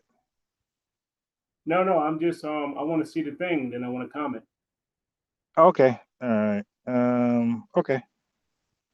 So I'm gonna have Tariq first explain, and then I'm gonna play. He like a 5-minute explanation, which is a perfect segue into the video. Your homeland, the YTs, sir, you're tether babbling. You don't really have an argument, sir. See, family, this is how great delineation is. They don't have an argument, so all they call up and do is tether babble. You don't have an argument. You're just trying to babble for relevance. You gotta, yeah. You're just babbling, trying to be relevant. Okay, enough of this tether. Family, this is why delineation is a great thing. They don't really have an argument. You're just saying shit. They don't have an argument. Nothing is ever logical. They just get up here lying, babbling, and who paid you, nigga? Who paid? You fled too. You went to Chicago. You're just saying shit. The delineation movement has these people babbling out of their damn minds. This has made these folks lose their minds, ladies and gentlemen. They can't refute anything. So what they do, the name of the game, family, is for them to try to come around us to center themselves with babbling because delineation leaves them in the dust. And I say, you're trying to be like us. How? Hey, you're sitting here looking like us, dressing like us. You're not dressing like the people in your homeland. Yeah. And the fact that we're owning our culture, now you have to acknowledge you're acting like us. That's the thing that's whooping his ass. We all black. No, you're acting like a foundational black American. You're trying to have our swag, sir. You understand? That's why I'm giving them just so much attention. When they are just clearly trying to get attention, I'm using them as a case study. The name of the game is to not give these people the attention that they crave. Because a lot of them, let me tell y'all something about babbling tethers, especially the Pan-African artist and the tether class. A lot of these people, family, they are contrary for content. A lot of these people are contrary for clicks. A lot of these people are contrary for clout chasing. You understand? And it's really rooted in jealousy, especially jealousy of me. They're jealous of us in general, but boy, when they always whining about me, that's out of jealousy. I want y'all to understand something. See, the tether class, especially when they always try to bring my name up, where the FBA was Tariq. See, these people, number one, they're jealous that I have influence that they can't manufacture. A lot of the Pan-African artists, they spend years trying to build platforms. And me, I just come along and organically move the culture, move trends, move language, move political conversations without institutions, without sponsors. And that level of organic influence, that breeds a lot of jealousy. So they'll try to fixate on me so they can basically try to ride my name to relevance. Because they see my name is in the algorithms. So they need my name for online traffic. Also, your lineage, family, your lineage, everybody's talking about it. Foundational Black American and FBA, that's in all the algorithms. And they've realized, okay, we talk about foundational Black Americans, we can get clicks, we can get a little money. Yeah, there's like, what, 1,400 people here now, live. But they understand. Y'all see all these FBA spaces? They start talking about foundational Black Americans, they know that's going to get some clicks. You look on YouTube, all the channels using foundational Black American. There's people trying to get clicks, trying to get views. You understand? FBA discourse, that's one of the biggest Black topics online. And the tethers and the Pan-African artists, they depend on that algorithm boost. So they're farming for engagement. Notice when they ain't talking about foundational Black Americans, their videos don't get no clicks. Don't nobody want to hear what they got to say. That part. They have to talk about foundational Black Americans in order to eat. So they get into this bad faith contrarianism. That's their branding strategy. These tethers and Pan-African artists don't have no organic content. They ain't got no original ideas. So their brand is basically whatever foundational Black Americans say, they're going to oppose it. You know, that's just them desperate for attention.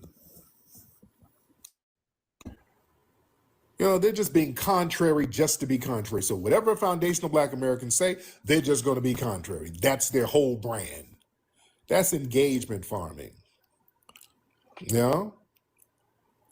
And these tethers and Pan-African artists, they know that me, I'm a cultural barometer. Pan-African con artists. So Yeah, they think attacking me makes them feel relevant. You don't attack irrelevant people. And people, they start using my name trying to clout chase because, you know, I'm in the center of a lot of cultural conversations. And a lot of these people, they are frustrated that their Pan-African projects never produce no damn results. Let's be real. For decades, these Pan-African artists, they promise unity, nation building, Akon City, Ghana, African Diasporic Coalitions. living in Ghana. Yeah, but it all remains theoretical, It's symbolic, greener over and there. performative. These people don't have nothing. They ain't produce shit. You want to be real? They sell books and DVDs. And the hell, me alone, I done produce best-selling films. We got a damn museum out here. We done got rallies popping with thousands of people showing up, conferences with thousands of people showing up, best-selling books, the whole tangible outputs. So productivity sometimes, that triggers envy. Yeah? Come on now. us looking at our lineage and people getting on the lineage wave, you know, that makes them feel like their whole Pan-African shit is just completely obsolete. Right. Because see, Pan-Africanism is built on the idea that all black people are just one big African group. people, not black. And foundational Black American delineation, that shows that lineage, history, and political differences, that shows the cracks in the Pan-African cosplay. So the thing is, their obsession with our lineage, that shows that they need foundational Black American culture to survive online. Yeah, most of these people, they can't go viral unless they attach themselves to foundational Black American conversations. They don't create no waves. They cling to the waves that foundational Black Americans create. And if they ain't talking about me, or they ain't talking about our lineage, no if views. they ain't talking about foundational Black Americans, their whole content crashes. They don't get no clicks and views. Yeah, and I raised $1 million in a month. When I did that, boy, ooh, everybody, those tethers lost their minds. When I raised $1 million in a month, where's the museum at, that's nigga? when they start sending them in 3 feds days. on my ass. 3 days in. Where's the museum at, nigga? Start showing up at the museum. Boy, it was Fed City. But feds filing frivolous lawsuits. Boy, right when I got the museum, when I raised that money, they said, oh, shit. Uh-oh. When they saw that, because that's powerful to raise $1 million in a month. Yeah, that set a whole standard. They looked at that as dangerous. Family, I'm telling you, the alphabet people, when they saw me raise $1 million in a month, they looked at that as extremely dangerous. And all the tether class and the Pan-Africans, oh, that really chapped their ass. And most of them are on the take anyway by these alphabet people. Yeah.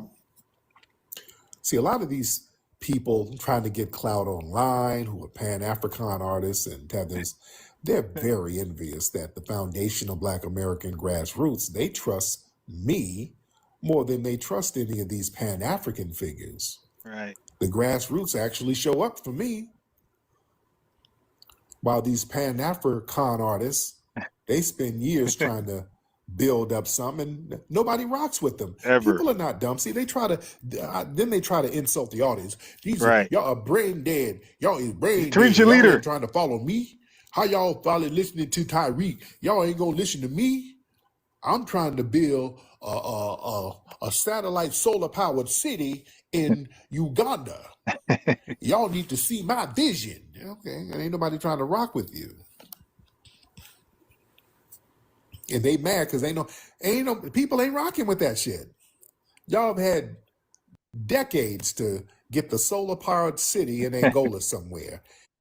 Right. And guys, I'm gonna stop it right there. That's like my favorite. I almost play that every day because it's, and this is an old video, but that is so fitting today. So I'm gonna stop it right there. I love that video because it breaks it down. Like, who can deny that? And then when he say all that, and then I play this video with FBA and all that stuff in the title, it's fitting. It's an African panel, FBA in the title, and everything he said was true. All right, let's go. Danfo offers. I gotta fast forward a little bit. They had some audio issues. Is it clear now? Is it okay? It's a little bit better now. Go ahead. Oh, yeah, So, audio issues. you know, I've put more thought into the whole reparations thing, and you know, I especially after what went on, what happened at the UN, I revised my. Yeah, so anytime you want to chime in or rock old drama, just let me know. No, I want to chime in, but I got a little bit of a, I got a little bit of a different issue. Okay, go ahead. Let me ask you a question. This is to all. Well, you don't have no audience here. I don't see a lot of people. Do y'all know who Edward Blum is? The sidebar question. Exactly, Edward Blum. Nah. Okay. I'm taking it a little bit off subject for 1 second.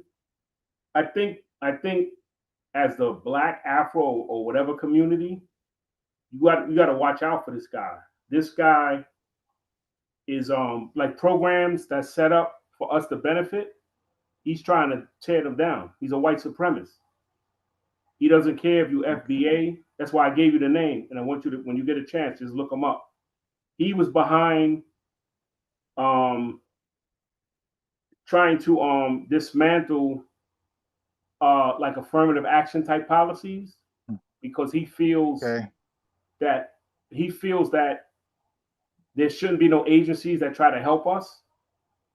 And when you say help us, who's the us? Because affirmative action wasn't affirmative action wasn't racist. Let me just elaborate for a second. Wait. Hold on. He's attacking the black. I got you, but listen. Go ahead. I got you. What I'm trying to say is your message is going to drive home when we know who you're speaking to. It's going to hit wrong if we don't know who you're speaking to. But so that's why I'm trying to help out the message. That's the problem with Roland Martin. When I played him, he was saying words, but they were very ambiguous and vague. They didn't hit the way they're supposed to hit. So now when you say us, I'll be very careful, because that us could be people who we don't think is us. We could say, no, that ain't us. That's them and us. Them and us. Okay. Right, I agree with that. Them and us, yes. So, but the bullet, the gun is aimed in our direction. Okay. Now, the hour. Who's the hour? Go ahead. What'd you say? No, who's the hour? You say our direction. Who's the? I'm still like not. Me and you. The gun is pointed at me and your direction. Okay. So we need to. Go ahead. I'm sorry. Hold on. Right. Okay. So you got Black Americans, right? These are people who have U.S. chattel slavery ties, right? We have a connection there, lineage there. Then you have immigrants that come to the country who don't. Okay, so those Black Americans that's tied to U.S. chattel slavery, we call them foundational Black Americans, FBA. So when you say our, is it FBA and other people, or just FBA? FBA, Jamaicans, everybody. Okay. Just across the board. Okay, I got it. Okay, go ahead. Just want to be clear. So only thing I'm saying is we need to put our differences to the side and attack these type motherfuckers. But what they got to do with why we? Okay, here's the thing. People act like we can't chew gum and walk. Like we're the only people on earth who can't multitask. We got to stop one thing to address something else. Now look, let me give you a little pushback. What if we believe those DI programs, affirmative action, what if we believe we barely benefited from it anyway? And it was the Jamaicans and Asian people and the single white women and everybody else, the gay white men. What if we believe all of them were benefiting from these programs more than us? So then if we believe that, then we're not going to make that a high priority, right? That's a good point. Probably not. Right. Because it's not speaking to us primarily. That's why I said, who's the we, who's the us? Now, if you got to talk to us, it's the problem Roland Martin had.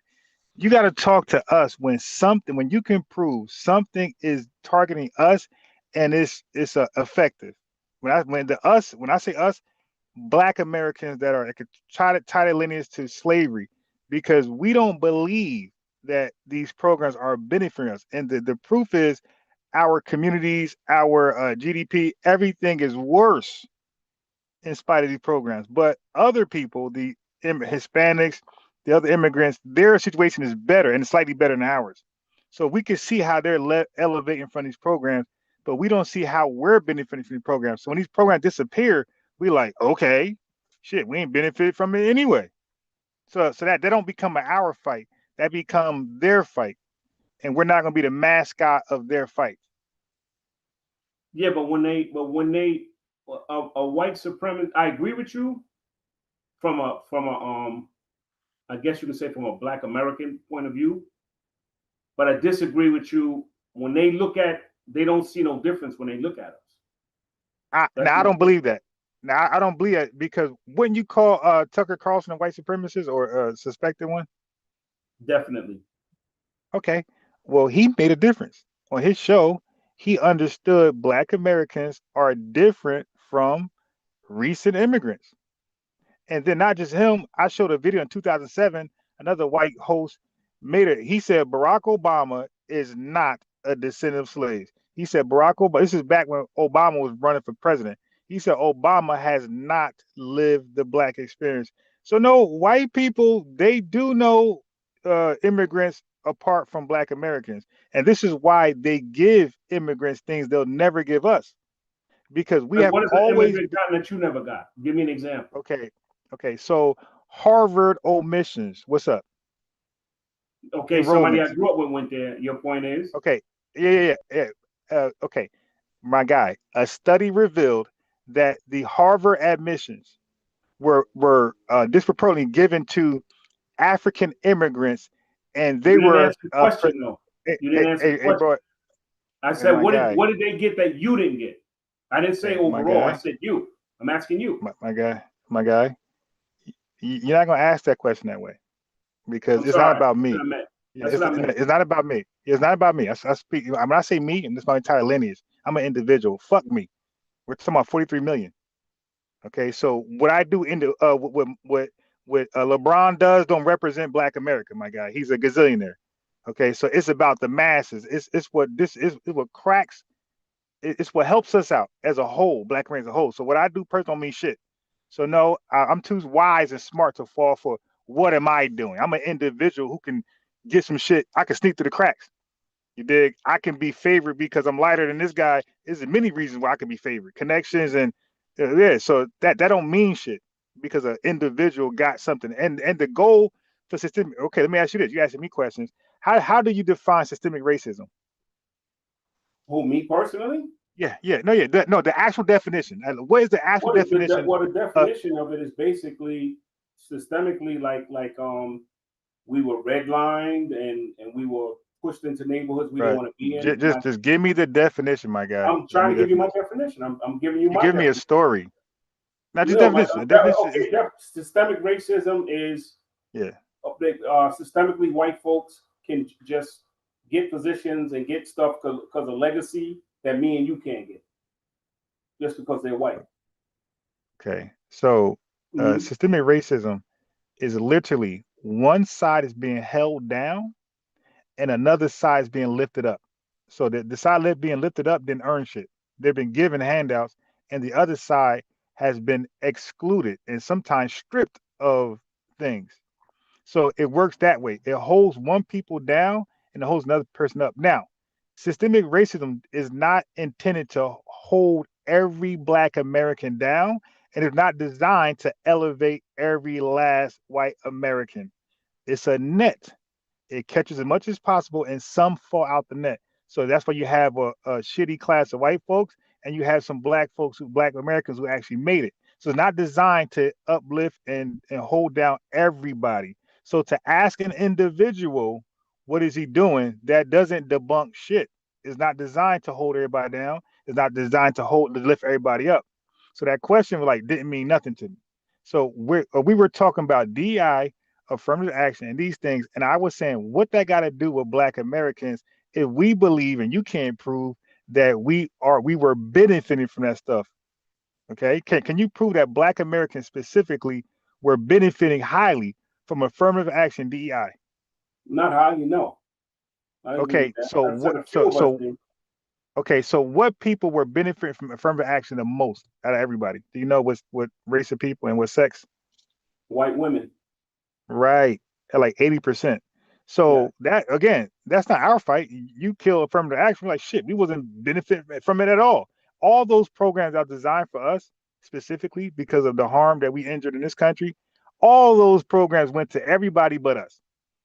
Exactly. And this is why when those programs when they get shut down, we don't give a fuck. It's like, yo, we didn't see it helping us out anyway. All these jobs and loans, business loans, all that stuff, we didn't get. Can you see Black America is being gentrified? Where's those Black loans? Where's those business loans? Where's those federal housing loans? Where's that? We don't own no homes.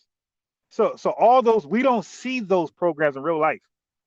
Our community is getting gentrified because we don't own shit. We don't own the homes. We're renters, and we don't have businesses. We're deprived from business loans. So again, what you're speaking to with Edmund, whatever, that's not our fight, in my opinion, unless somebody comes with hardcore data. But it got to be disaggregated because you got to show me Black Americans how we're being affected, separate from immigrants and white women and gay men and blah blah blah. You got to show us how we're not benefiting, how we're being excluded at some good numbers, and then you'll get our attention. But without that, Edmund, whatever his name is, he's affecting people, and they need to call him out, and they need to fight him. But they're not going to use us as cannon fire and be the mascots of what's affecting them. That's their shit. It's not ours, in my opinion. So what do you think? What do you think of Roland Martin? You don't like him? I don't have an opinion of Roland Martin. I don't even watch the guy. No, I got it. I think he's too much of a lefty to the left, Democrat. Yeah, I mean, I have no opinion. I don't watch the guy. I couldn't even tell you nothing about it. I think he's a Democrat. You know what I mean? He's gonna do what Democrats do. Exactly. Just like a Republican gonna do what Republicans do. Exactly. So I understand your point. I understand you. I get it. Yes. So I mean, it's good. Like I said, your information isn't incorrect. Just like I said, Roland Martin, when I play him, I don't believe his information is incorrect. I just don't believe it hit the way they thought it's going to hit, because people are using the word black and African American as an all-inclusive word, where no, black, it is that, but it's not what you think it is. Black serves a dual usage. Black and African American in America serves as a dual usage term. Are you aware of that? Yeah, well, slightly, yes. Right. No, and that's a fact. It covers an ethnicity, it covers Black Americans, and it also covers a race. So the race is anybody of African descent that comes to this country and gets citizenship. So Black covers two people. It covers the ethnic Native Americans, natives to the United States American, Black Americans, and it covers any recent immigrant of African descent. And that's why you got the Sudanese people, African American, everybody African descent, become black on paper. So when these things happen, I need to know how's that affecting us, or that's a fight that we're not a part of, and we only fight things that affect us disproportionately, like school to prison pipeline, mass incarceration, things like that. Like I said, the small business loans, the FHA loans, things like that is where we're being gentrified. Things like that, and then you got resources going to immigrants that ain't going to us, and that's why we're delineating. See, when you delineate, it solves all of that. Now you and Roland Martin can come back with the data, and it's going to show, hey, that guy Edwin, whatever, he's not only affecting immigrants and whoever else, white women, he's also affecting Black Americans, foundation Black Americans. And now you're like, yeah, okay, you're right. We need to handle this. But we don't gotta. Now the differences, when you say put away our differences, what is our differences we got to put away in your mind? What are the differences we're having? Well, I'm seeing, I'm like disappointed. Like I'm seeing like a divide. Like when they, at one time, my parents were telling me, when immigrants came here, they kind of like, blended into the community and had some of the same kind of views that we have. But now, like what? Like what? Like for example, if you was Black in their era, you couldn't get on the front of the bus. You have more in common than differences. Bro, they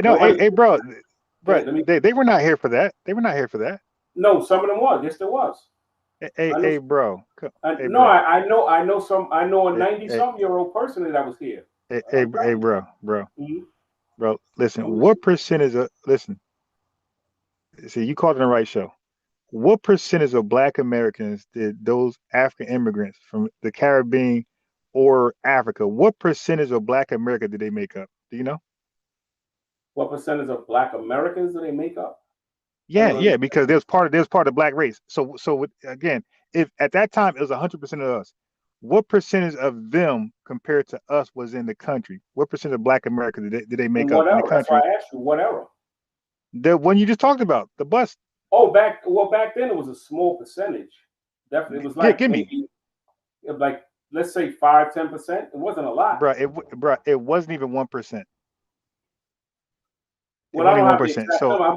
Let's say no. But I got you though. I just researched it the other day, so you go Google it. No, but the point is, my guy, we made up 99.9% of the people you would call Black, African American, whatever you want to call us. We made up 99.9%. So that means they were not experiencing that, my guy. They were not on that goddamn bus. The 1% that was here. What do you mean? there was less than 1%. Do you know what states they were in? No, I'm asking you a question. I'm saying so that whatever the percentage is, let's say you're right. So I don't want to debate the percentage is not the issue. Let's say you're right. If they was here, how were they treated better than we were? Hey, bro, because they had enclaves and they were up north. Okay, so if you know anything about Jim Crow South was different from Jim Crow North. Okay, so Jim Crow. No, you're going off subject. I'm saying if they was where you was, no, let me just make my point. And I'm gonna let you elaborate. No, dude. You keep saying I'm going off subject, bro. Anything I talk about is on subject. What are you talking about? It's my show. Whatever I talk about is on subject. I'm not off topic. I'm not off subject. I'm asking. And just because, but that's the thing. Look. I'm done cat and mouse with you right now. I'm done doing that. I just want to say this.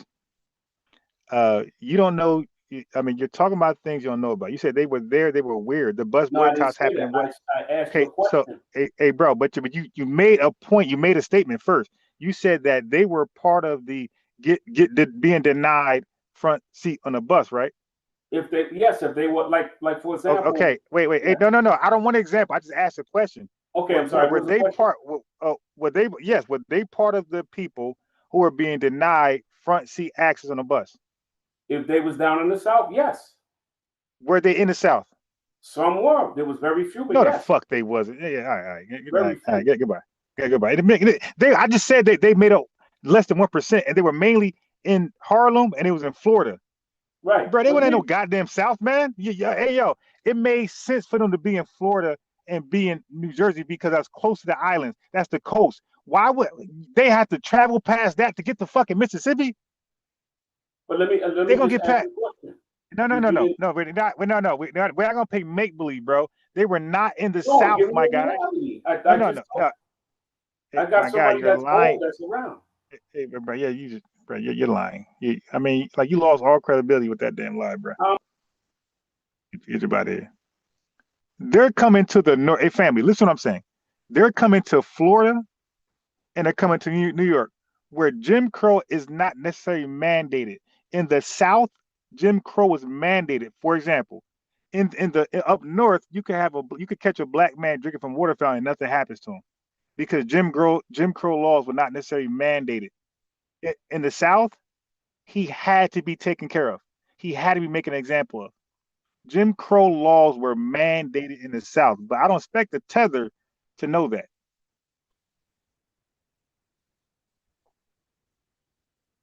Okay, I don't expect the tether to know our history. But I'm not gonna let you lie all of a sudden. They on the bus too. Like, hey, I don't remember that bus thing happened up north. Tell you, this guy, but tethers that get on here try to cape for other tethers. Oh, the DEI programs, what they gotta do with us? Oh, nah, we, us, our. Yo, who's these possessive plural pronouns, my guy? You got to clarify this stuff. That don't work. That Roland Martin language doesn't work over here, my guy. But he trying to sucker us into, and then put away our differences. And then he won't ask your question. I said, bro, what are the differences we're having? Oh, well, you're going to tell me a story. No, what are the differences we're having? You lying piece of shit. Because what he really was going to say was, oh, nah, the back and forth. Ain't no back and forth. We call that our American government. The hell we care about a damn immigrant for? We call that our American government. They got nothing to do with immigration. An immigrant, legal or illegal. We're calling out American government. You stuck your nose in our shit. Facts. And we smacked it off, and it's been up ever since then. Hey, Ron, I literally looked up the numbers you gave. I just went right in Chat GPT, and I posed a question to Chat GPT and asked what were the percentage of Black immigrants among the African American population during the Jim Crow era in America. It said it was less than 1%. Told you. Said it was less than 1%. I told you, like 72, like 0.72, something like that. And here's the thing about this, right? I'm listening to this gentleman. I said either he's a second or third generation immigrant, and or he has some type of relation to an immigrant marriage, baby moms or something like that. But he's and the thing is, he's attempting to have a conversation about something he knows nothing about. At all. Can't answer no questions. And this is the problem with I'm starting to use this term. When you're gonna see me put it in the chat, I'm starting to use this term here. We got tethers, and I use this term for for Pan-Africans and or FBAs who are anti-FBA. I'm calling them domestic tethers. Right? I'm calling them domestic tethers. And the thing they like to do is they like to make argument about what they feel and what they think things should be, but they have no knowledge of anything based on facts, statistics, and history. So the gentleman is up here talking about these people were in the back of the bus too, and I'm like, even a simpleton will know and understand that they were barely in the South back then in the 60s. The only immigrants who were really in Florida during the 60s were Cubans. That was it. Haitians wasn't coming in the 60s. The Haitians didn't start to arrive until the early 80s. Wait, didn't some of them come to do like some work in Florida? They were coming in the 50s. You'll learn this too when remember we were going through the hip hop situation. Yeah. They were talking about this too, going back into the 50s and the 60s, maybe as far as the 40s, all the way up into the 60s. Most of them were coming over to do temporary work to cut sugar cane and things of that nature. Yeah, they were being sent that's what right back. And they were being sent right back. Oh, they got sent back. That part I didn't know. Yes. They were being sent right back. The elders that created reggae, that got their stuff with the scatting from America, they tell you that they was trying to get jobs to come over here to do the work to buy records because they were being sent right back. They tell you the story through the music. They tell you the story. Yes, they tell you the story. They weren't over here to stay. America wasn't allowing them to stay. That part I didn't know. I thought they were staying. Even some of them were working on the Panama Canal, trying to get to stay here. Now I know they couldn't stay. I know that part. Yeah, but some of the Caribbeans ended up working in the Panama Canal, and they were trying to use that as a gateway to stay, but they still was getting sent back. Majority of them. Now I know that was temporary. I know for a fact. Yeah. I researched that. Yeah, I know they can do a job and go right back to Jamaica. Now here's the thing that also it also bothered me listening to this gentleman when you spoke on affirmative action and DEI. This is how you know he's full of crap. They're not following anything, because when the big argument that was when the argument was being made about Trump ending DEI, right? Not us. Right. They put out the statistics showing that we were the last to receive all of those benefits. We were like 8th on the list. It had, I don't remember in order, but it had white women. Yeah, I need that list. I know white women number one. We spoke about it when I first found your other page when you were I think it was FBA Defensive Unit. Yeah. We had spoke about that. It was a list. It had white women on there, veterans, LGBT, the alphabet community, all other types of people. We were like 8th on the list to benefit from DEI and affirmative action. Then the irony of it all is you had the Asians stepped in to end it for college because they felt we were getting it over them. Right. That's crazy.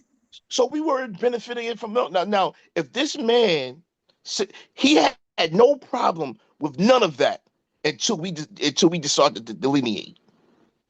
That man you're talking to had no problem with none of that. Another thing where we know these people are not watching what's going on. I mentioned this before. There were programs. I forgot the name of the department. There's a particular department with the federal government where it started. Clinton gave authorization to it but there's a department that gives money towards education, housing, medical, and things of this nature for kids that are coming out of group homes and things of that nature, and they're seeking further education, housing, and medical, right? Mm-hmm. Guess what the Clintons did? What? Redirected those funds to immigrants. Get out of here. Guess who were the #1 kids in group homes across America? Who? They're black, FBA. right? Facts. Yeah. So stuff that was granted to us to help us get a leg up was given away, literally signed off by Clinton, given away to the damn immigrants. Yeah, that's crazy. So when these, yo, man, I get so offended and get so angry when I hear brothers like this dude step up. He don't know nothing, and he's running his mouth. Right. Dumb fool. Jumping into our business. I'm like, he gotta be a tether, and if he's not, I'm calling him a domestic tether. These people, this is the same type of person on a micro level that don't care about nothing, nobody in his own household.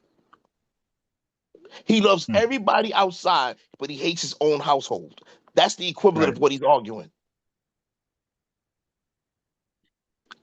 It's causing a divide. There was never no togetherness. I am from Brooklyn, New York. I grew up around uncountable amount of immigrants. There was never any collective cohesion about seeing eye to eye. Now, don't get me wrong. On an individual basis, there are friendships, right? And there's some kinship on an individual basis. Yeah. But as a community, as a whole, there is no unity. And when you was playing the video about the Haitian dude, with the selling the soul food. Yeah. We myself and some FBAs about maybe a little less than a month ago was having a conversation about that. Going into these restaurants and we seeing them selling collard greens. Bro, the collard greens are the size of curtains. They don't even know how to cut them right. Size of curtains. Because they're too lazy to cut the greens. You know how we are. You know how people are with greens. You got to soak the greens for a minute and you got to cut them properly. They don't know the culture. They just trying to take. And don't you dare soak them in a bathtub. You got man. Come on, ridiculous. And they always put mad vinegar in them. Too much vinegar. Right. But they're trying to. This is what we mean by cosplaying, and they get upset when we talk about this. When we want Haitian food, we're going into a Haitian restaurant to purchase your food. When we want Jamaican food, we're going to a Jamaican restaurant to purchase your food. Please stop trying to sell us our culture. And that is a grifter. Facts. Have you ever had, you come through Brooklyn, Queens, go to any West Indian restaurant, they got macaroni and cheese. You won't see FBA really touching that. Because it's not macaroni and cheese. It's called macaroni pie. They call it macaroni pie. Oh, that's what that was. Okay. Yes. I know that tastes so funny. And you're gonna notice if you look at it, if you look at it real good, there's no cheese through and through. It's mostly on top. Oh. It's called macaroni pie. So I'm only saying this like this is it's really nuanced, but one thing folds into the next, right?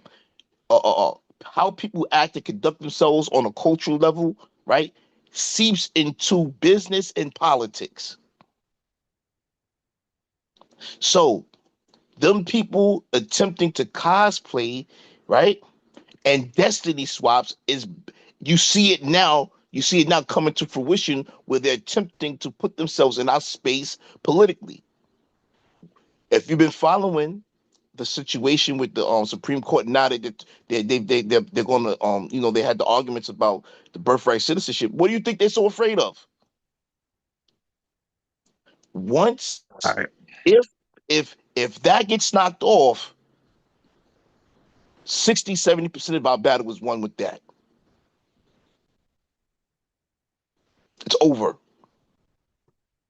Yeah, that's gonna be a crazy reverse, man. They're gonna be hurt. Listen, facts. And here's the problem: they might take forever to, because you know, just because they heard the arguments don't mean they're gonna come with the ruling. They can come with the ruling a year or two later, right? Right.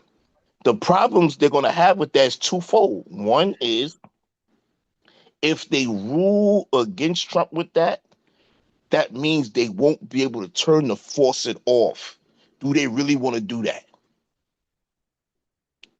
When I say force it off, meaning now when you turn the faucet on, it's broken. So any and everybody that comes over here legally, once they have them kids, they here. Right. Won't be able to turn the faucet off. But if they turn the faucet off now, right? Whatever agenda is in place, do they kill their agenda? And if they can find a happy medium in between that, what will it look like? So that's going to be, but if these people, man, they don't know nothing. They don't know anything, man. And it gets me really upset. He hasn't followed nothing. How you don't know that we were the last to benefit from DEI and affirmative action?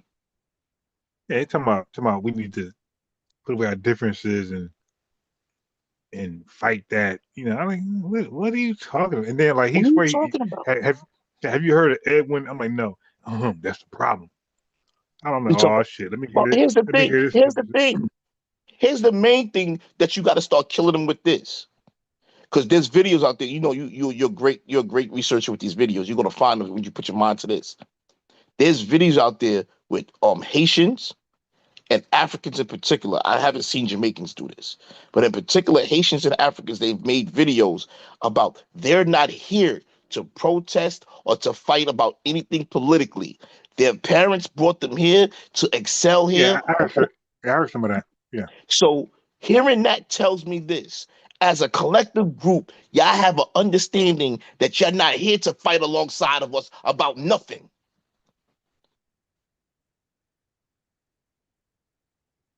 So what are you talking about? We need to put our differences to the side. It's impossible to do that if that's your mindset. You're not here to challenge nothing. And I understand it logically because they tell you if they do this, they're afraid to get sent back home. Right. So they cannot be our allies. Hell no. It don't make no sense. Because remember, like they believe, they don't believe we're the reason why they over here. They believe the white man. So if we're not the reason why they over here, then we not the reason why they gonna stay. So it's the white man. And that's why they have that default position. I remember when you first started going back and forth with what was that dude? The Jamaican dude. The Jamaican American, no, not Jamaican American, yeah. That dude, that was his stance. Oh, we were over here because the white man allowed us over here. Yeah. but see, one, you know, a lot of times I like to tell you that I was a 5%er, and one of the techniques I learned in, you know, in being a 5%er, you get challenged about your beliefs and or what you think you know. You got to show and prove. Yeah. So in those challenges, I've learned, one of the things I've learned to do is to your opponent. If you let your opponent speak, they're going to tell you everything you need to know to use against them. They're going to testify against themselves. And they don't realize this is what they're doing. Every time they open their mouth, you don't know our culture. They're literally telling us, we don't know nothing about you, nor do we care. And they're starting to care only as a tactic to self-preserve themselves. Mm-hmm. They see it, they have to hitch their wagons to us now to save themselves. Right. Yeah, and that's the other thing. If they believe we were not the reason why they over here, and it's the white man, then that statement alone, hold on, that statement alone tell you where their allegiance is at. Like, if the white man got them over here, then that's their ally. Like, they rock with the white man. And let's challenge them with this too. If you believe and you think they're over here because, if you believe and think you're over here because the white man allowed you over here, why are you coming to us? Go to the white man. Mm-hmm. See, if you believe it wasn't us that kicked the door open, but the white man just let you in because of his own, what you call that? His own goodwill. His good heart. Yeah. His good heart. Go to him. Why you coming to us? Right. Coming to us for? Set up a shop, and the white man love watching Cool Runnings. So they was like, "Yo, we in there." Now, another thing you spoke to. When he said, "Oh, they can't tell the difference." Where do you get this from? Where do you get this from? I don't know why they keep saying that. What's that dude O'Bannon? That was cool with Trump. I think I need some. Yeah, Bannon, him, and Coulter, the guy you mentioned earlier when you was talking to that gentleman. Yeah, Tucker Carlson. They all know the difference. They all know the difference with ease. Yeah, they I don't know why they be believing that lie. They all know the difference. And I'm gonna tell you what's a great thing, bro. The fact that they never took time to learn our culture, because every time they attempt to cosplay, they don't know the roots of anything that we do. So therefore, when we start to question them, their lies start to fall apart easily. Dude said they were on a damn bus getting Come sent on, to the man. back. That's what makes me. That's what made me say he can't be found. He can't be FBA.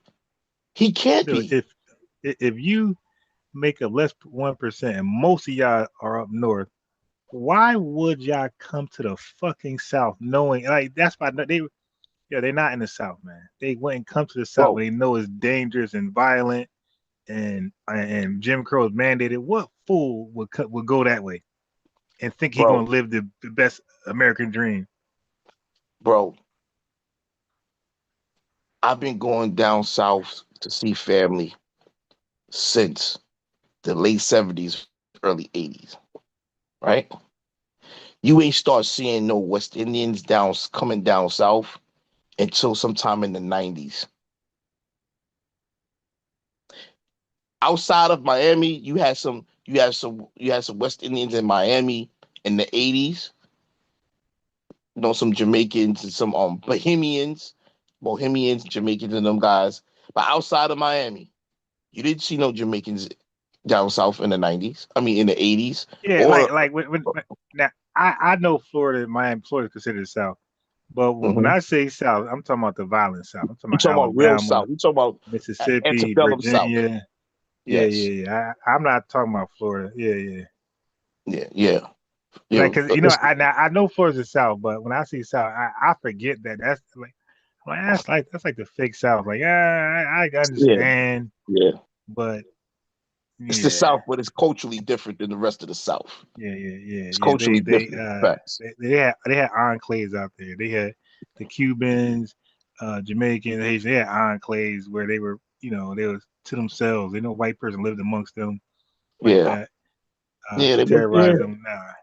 Like, come on, it wasn't there. Yeah, like, man, I've been going between Virginia, North, South Carolina, Texas, right? All my life. You ain't started, and they only started going down there in the mid to late 90s, following behind us. They didn't know nothing about the South, and this is why they think that one of the other things that testifies against them. They think we're disconnected from our folks in the South. So this delineation thing has them messed up because they really thought that we were tribal and we didn't deal with each other. Right. They really thought that. It is. Because we don't go around like, okay, you from Jersey, so you know and understand, right? And being in New York, we outside talking to friends and stuff like that. When we're among foundational Black Americans, when we were younger, oh, you're going south, you're going down south for the summer. Yeah, we're going down south for the summer. But among other groups, that wasn't a conversation that came up. Nah, never. So they don't know nothing about that. Why would I be talking to a Jamaican about me going down south to see him and letting them know that my family came from Andrew, South Carolina, and Florida, Tampa, Florida.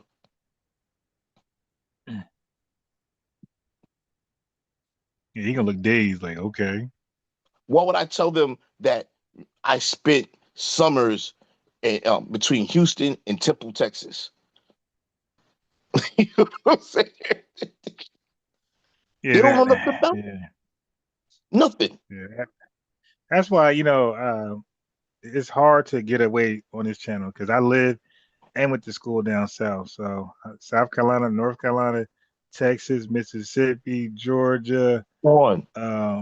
Yeah. So it's hard to like lie to me. And then when people talk about the Gullah Geechee people, like you don't want to go there. I'm gonna cook them on they there. running around trying to say they're trying to say, oh, those people are African. You go to a Gullah Geechee saying he African, they're gonna look at you like you got 10 heads. Hey bro, I did property management, and damn near all 90% tenants were Gullah Geechee, right? And I worked in compliance, so everybody had to see me. You damn right. I was asking them, talking to them and asking them about their lineage. Ain't not one of them said their lineage went to Africa. They all said America, U.S. chattel slavery. I asked every last one of them that entertained me. They all had no problem saying nope. And but they and most of them always lived in South Carolina, by the way. Yes. The best they'll do is move to someone tell me they'll go to Florida, but they'll come right back. Come right back. But most of them, I asked them, did they ever leave South Carolina ever? Most of them don't. Most of them don't. Nope. Yeah. And here's another thing. I heard you in the conversation about this the other day when you were talking about the Gullah Geechee, right?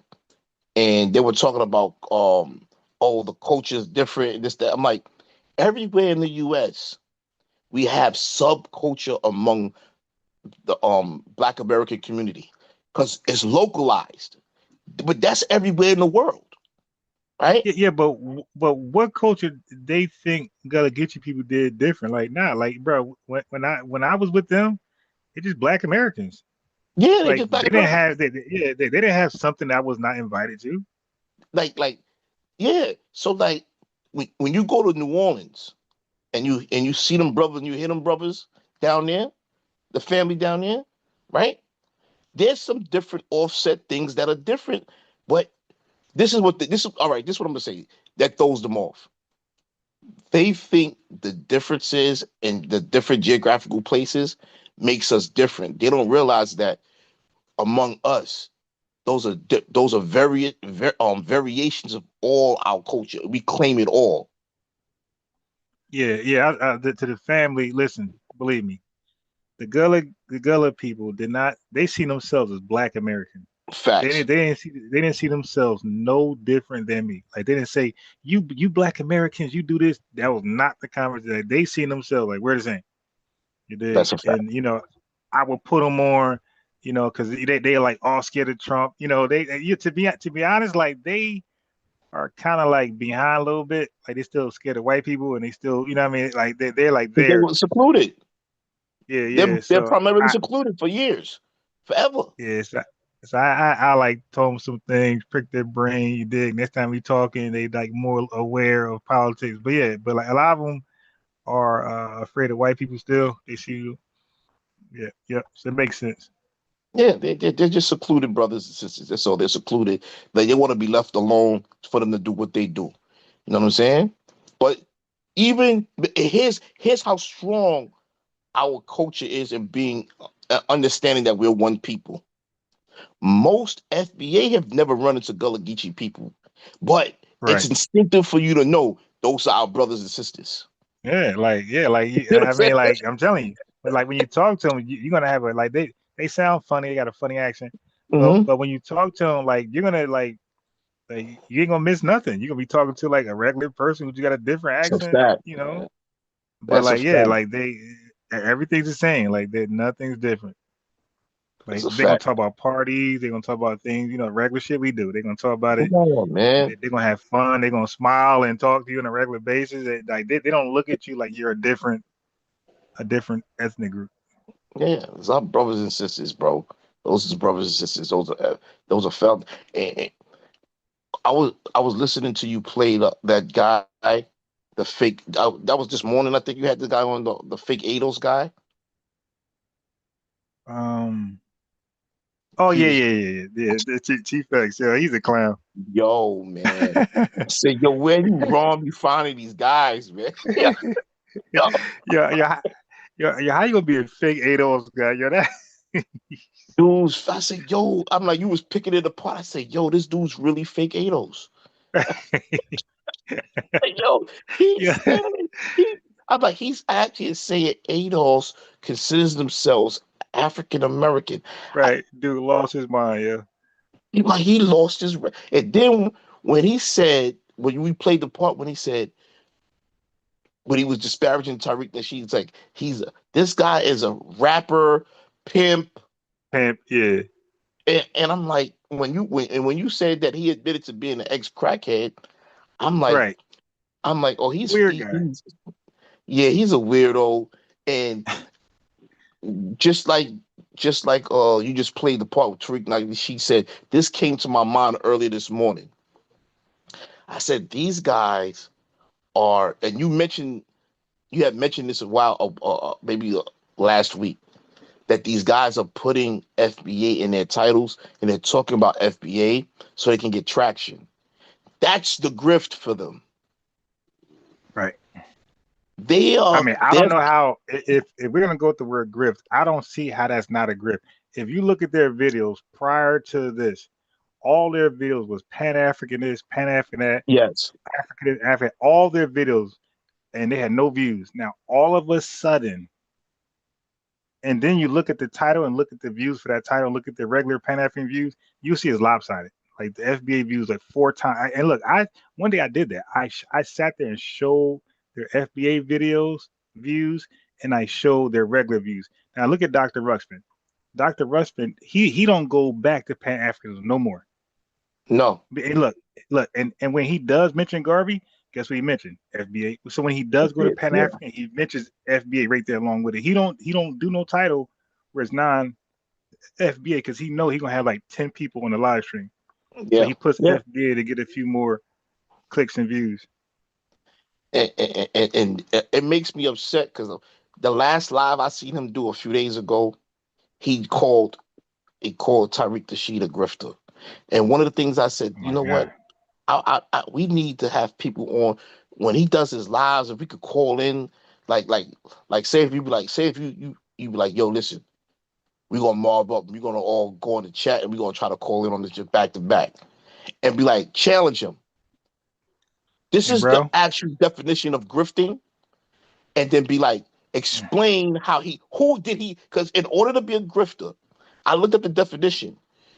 You also spoke to this, saying that you have to deceitfully, right?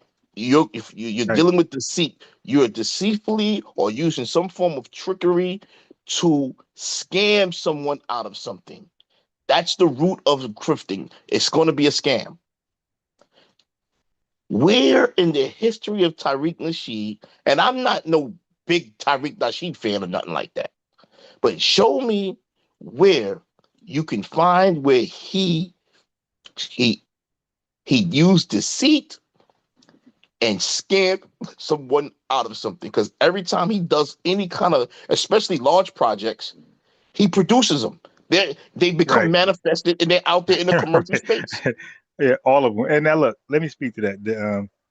Okay, so a guy in the comment section was like to one of my videos, like, why y'all? He said, why y'all defending Tariq Nasheed as though he's your leader? So I was like, bro, listen, man, you give us no choice but to defend him because you pretend he's our leader. You dig? So if and then you pitch it like that, you lie to people and you say this is our leader. So since he's the subject, let's go over what you're talking about and let's see if it's true. If it's true, guess what? It's true. So let's see if Tariq Nasheed did something. This is And how I it's would true. answer that. I would answer that like this.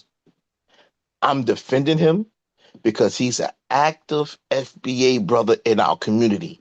And I like how I like his activity. Is his pro FBA activity. It's helping. Right? That man has gone out there and helped people when people were out there in various protests and various situations, help bail people out and everything. Yeah, so that was the major of my comment. I said, well, he's an FBA. I said he's my brother. He's an FBA. I said I'm gonna defend all my brothers and sisters from the lineage. But then I was saying and that since you made him like, okay, you're attacking him.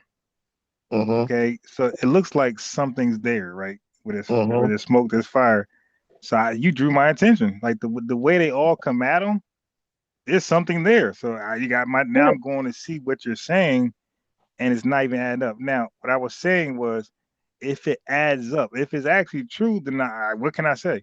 But what they're doing is they're lying.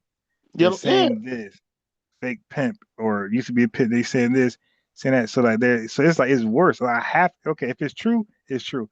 But if you're lying, like if they said, man, he wrote a book on Mackin, what I'm gonna say? And then this is what I would say. I would ask you can't. What I'm saying is him, you can't. No, hold on. What I'm saying is when they state a fact, the art of Mackin, what can that's what my whole point is. When they say something factual that he did, it's like, okay, he wrote a book on Mackin. And a lot of us were lost at one time. I'm like, I'm saying, but prior to that, I'm saying he's a grown man. Yeah. If he wants to, like, what's wrong with writing a book on the art of Mackin? Like, that's my thing. It's like, okay. It's like, okay, he wrote a book on even Mackin. if I disagree with that, what's the big deal? That's not the space he's in right now. And that too. But that too. But they did the time capsule. They said he wrote a book on art of Mackin. So that was a certain time he did that. So it's like, what year he did that?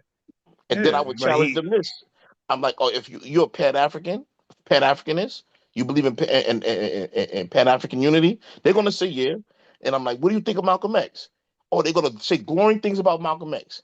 Well, he was definitely a pimp, and he was a thief. So, are you a thief and a pimp?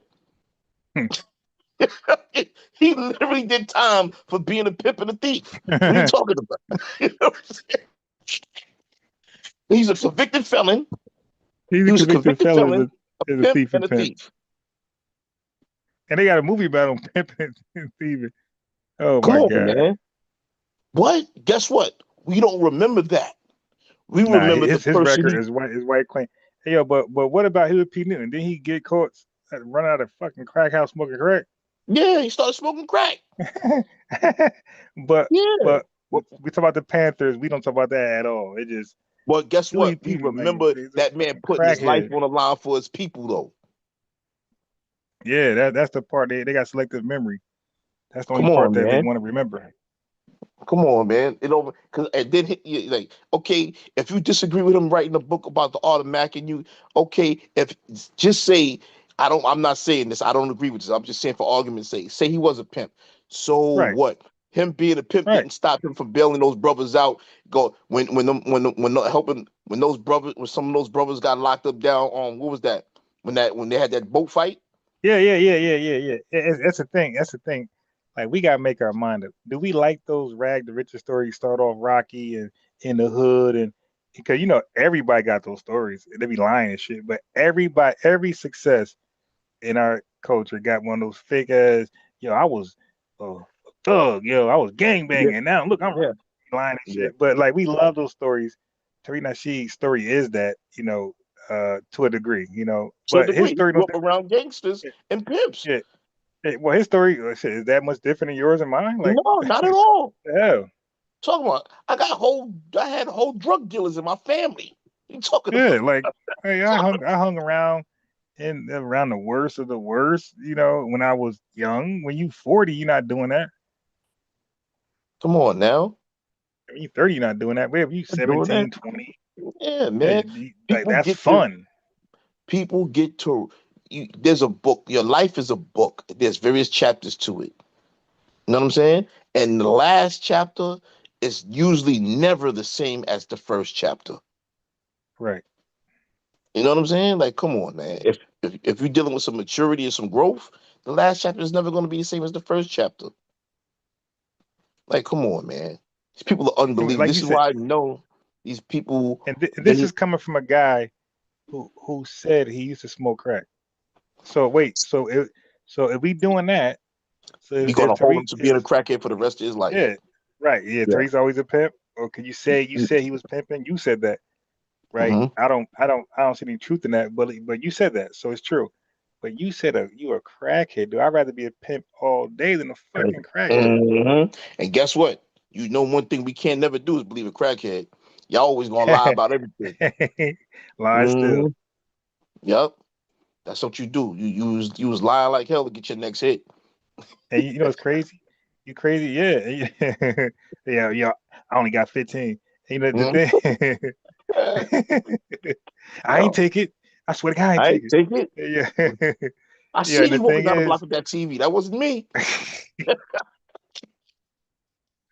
the thing about a crackhead is what's dangerous and sad is that it's hard for them to get out of that, even when they recover, because Yes. family, like they stole and lied, because like you said, it's part of their life. It's how they survive and get the next hit, and you got to Mhm. become good at it. You got to become good at it.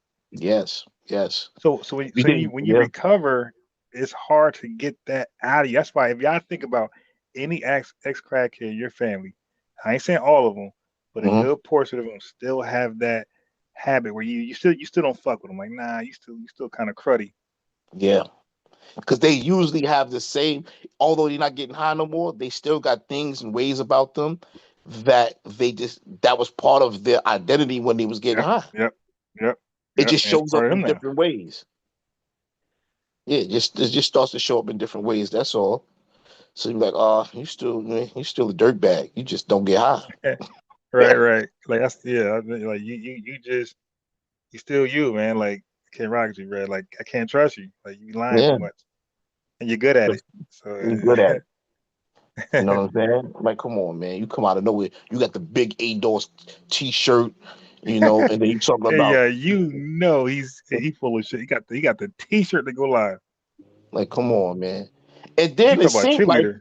it seemed like he didn't even agree with um Yvette Carnell and Tone Talks. It He seemed like doesn't, because they don't call themselves African at all. They resent at that. all. He calls himself African American. So I'm like, dude, In then he fact, said it. Then he said this. Then he said, I'm only. He said this. He said, I'm only with the advocacy part as far as reparations only. He said, I'm anything else they do, I'm not with that. So I'm like, wait a minute. So you detached yourself from the leadership, but then you mm-hmm, say FBAs can't do that? See, it's the fact. hypocrisy. So now, so FBA, who's only in it for the lineage, love the name, but look, let's be real. A lot of people already said on my platform they don't even like Tariq Nasheed. Facts. It's a a lot of them, with the look. When I replay his videos, that's the first time they see it, man. Mm, mm, That's the first time they see it is when I replay it. So a lot of people mm, don't even watch his stuff. mm-mm. Okay, they watch it, but they embrace FBA and what it's about and what we're doing, right? Um, so they detach themselves away from taking the sheet. But that ex crackhead would tell him, no, he's your leader because you said you're FBA. But then he won't say Yvette, his leader, when he reps Adolf. See, like that's the hypocrisy, the double standard we're talking about, and that's why that clown won't debate me, because those Mm. statements he can't run from. I'm gonna bring those back up. And I want to start saying, for those individuals like himself that are trying to force with it, him to be a leader to us, weird people, to FBA, right? I want to say this. You are conducting yourself as if you're some type of CIA or FBI psyop. Oh yeah. Because if you have, you got the individual who put the energy and created the terminology FBA, right?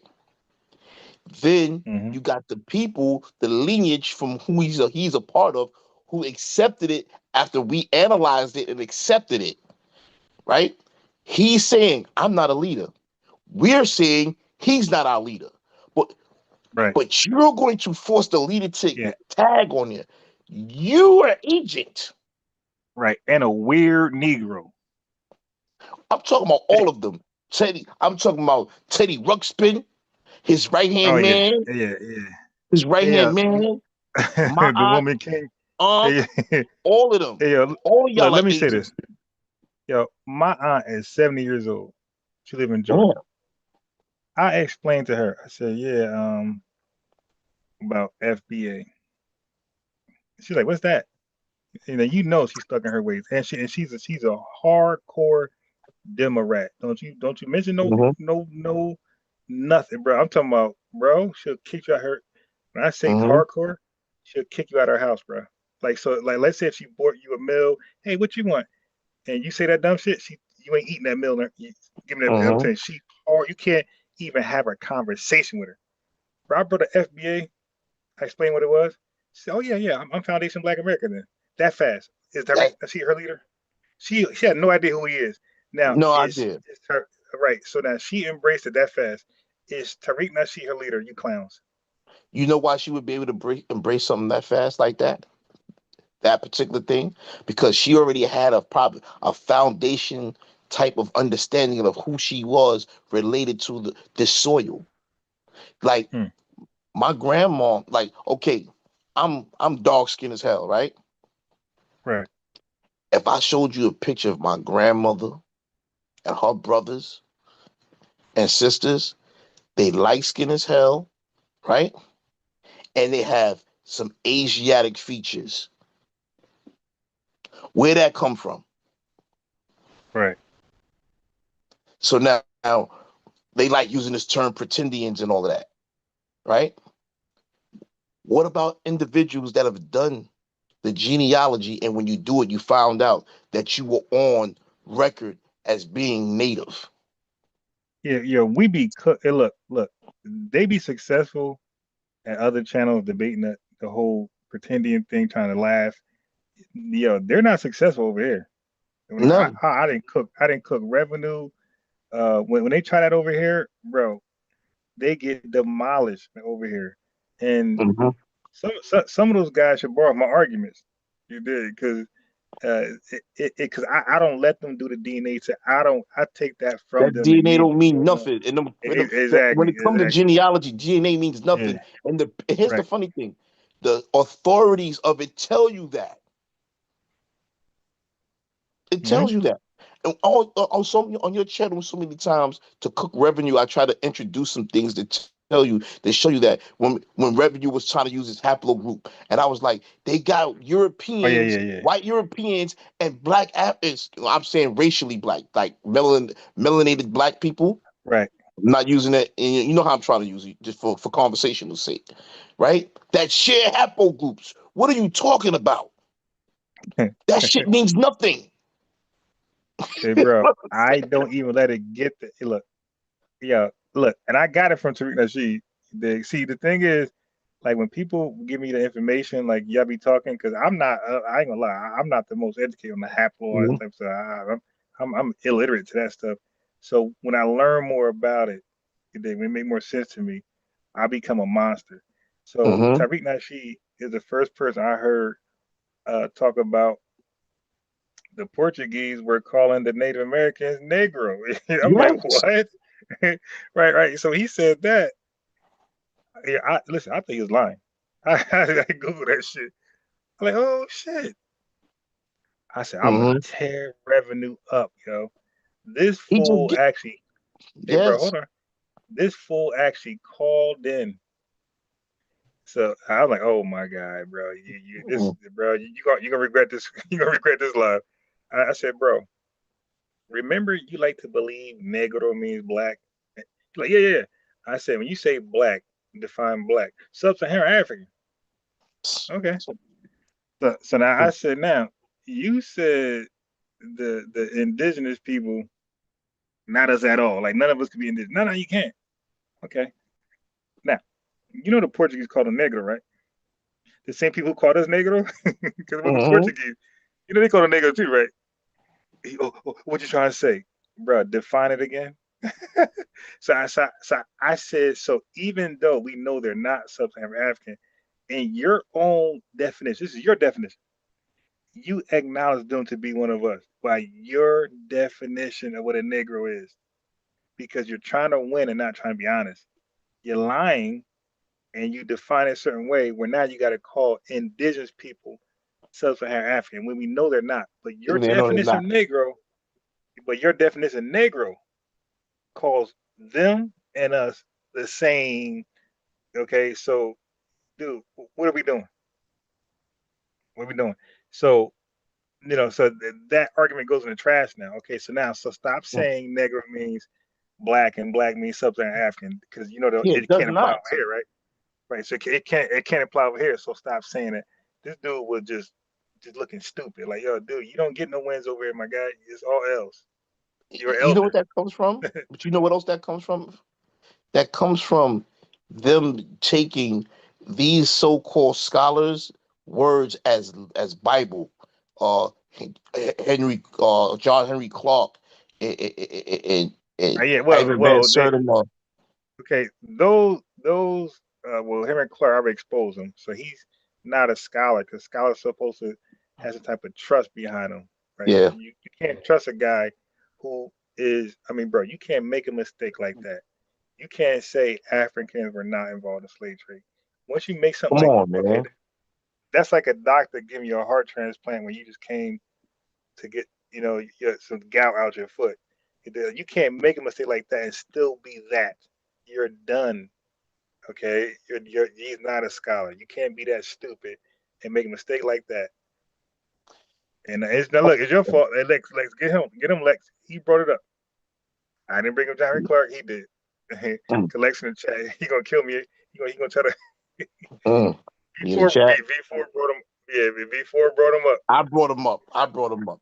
But it's relevant to the overall conversation, because these people, they don't believe in truth. They believe in they're attached to what they want to believe, other than what they find out to be facts. Yeah, this is fantasy stuff, and I'm like, yo, bro, like to sit here, I cannot do it. I'm gonna say this. I don't care if every single foundational Black American in America came from the slave trade via the transatlantic slave trade from fucking West Africa. I don't care if that was the fact. We still ain't them. You know why we not them? No matter what you look at it as, right? The Africans testified themselves. We sold you, and when we sold you, you weren't our people, so we didn't sell our own people. That's one. Yeah. I don't know how you're gonna get away from that one. Come on. They said we did not sell our own people. We sold other tribes. Now, when you go and you do the evidence of it and do the research, you find out, remember we was talking, example, you had the Ashanti leaning on tribes that were smaller than them to go out to pay tribute by snatching up other smaller tribes than that group to bring them as tribute to sell slaves. So you sold other tribes of people. Cool. That wasn't your people. They were not your people, right? I don't know how they're gonna get over that, my guy. I don't know how. That's one. Then two. I just gotta find a way to word that in a way where that's why I gave you. That's why I wanted you to look at that lady. That lady is pivotal with that, right? I played her. I played her. Oh, you played her? Oh, I missed it. I got a whole live stream about it. Yeah, now she went in.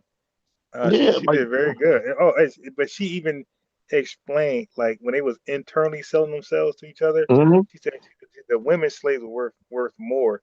She said, Yes. but the child slavery, the men was like, she said, yes. So it did, you know, so this person who worth more now, when they came over here, they weren't worth that much. It was kind of interesting, but not. But I played the whole thing. First of all, I watched it. I already watched it myself. Then I Yeah. replayed it and I watched it again. So but she went in. She really You got now. You know it's a good thing to do back. to watch the video. What is it called? Daughters of the Slave Trade. I think it is. I think it's called Daughters of the Slave Trade. I think it's called. I gotta find it for you, man.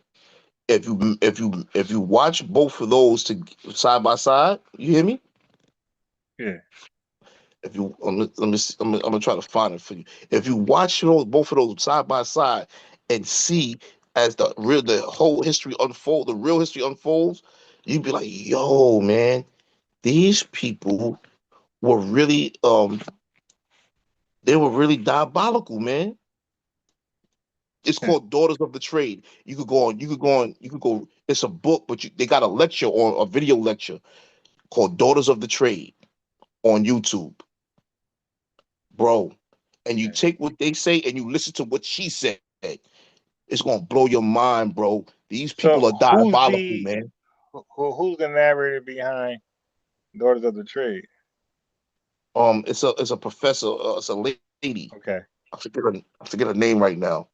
It's a lady, but they show how they had a whole. Bro, it was bigger than just the economy. You see, the professor lady talked about the economy of it all, right? Yeah. It got to the point where they were marrying into the white aristocracy or the tradespersons to solidify deals and strengthen the bond so they can keep the slave trade going, bro. They were trying to marry into they were trying to marry That's into what she it. spoke about, though. She spoke about that too. They were invested. They were not passive participants. Oh, hell no. Hell no. They were heavily invested in this. She talked about, she said before chattel slavery, you had about 8 people kidnapped and ready for sale or brought into another tribe. She said 8. She said when chattel slavery started, hundreds of people now were on the block for sale. So it went from 8 to hundreds. Yo, it got to the point where if you owed a little bit of this or you did the smallest violation, they were selling you off. Hey, yo, man, did you just throw a rock at that tree? Nah, bro. I was clipping my fingernails. Nah, come over here, bro. Like, come on. Dudes were selling their wives to get hands on trinkets. Yeah, she and you know what's the crazy thing? If you use her words and draw a mental picture of what they were trying to get after, the same exact mentality exists today that brought that clown from Ghana to go to the UN to talk about our reparations. It's the same exact mentality. Nah, 100%. Yeah, that sneaky, deceptive, backstabbing mentality. Same stuff, man. Like they ain't changed. And here's the other interesting thing. When you look at, like, they're always bragging about, we're Ghanaian now. Those tribes don't exist. Yeah, do you know the average Ghanaian can't trace their lineage back but too far? Yeah, and you know what? These are hold on. Yeah, these are relative new people. And they talk shit. They can't. A lot of them can't trace their lineage back to those tribes, to the early tribes. They can't. A lot of them can't. And she gave up a piece of. That lady gave up a piece of why they can't. Because they said if you do the genealogy, a lot of them are gonna be brokenhearted because a lot of them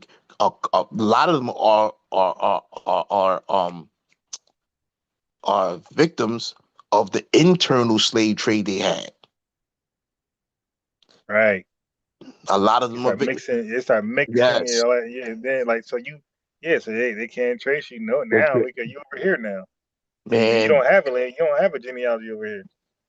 Facts. And they don't don't keep no man. They don't keep no. Well, they don't keep the kind of records that we kept. Our records are. Listen, one thing about America, even back before they had the IRS, they had them receipts. You had to pay them taxes, bro. You had the receipts. He said before the IRS, you had to pay taxes. You had to pay taxes still before the IRS existed, yo. They got the receipts. You got slaves? How much your slaves worth? You owe some money. Right. But it's so funny, paperwork. That paperwork. Another thing is when you was talking to that gentleman, and you was talking to some gentleman, and it was talking about what makes you an FBA. You was explaining you had to be here. Your peoples had to be here for slavery, right? I find one of the easiest ways to nip that in the bud is to say you have to show that your people were here through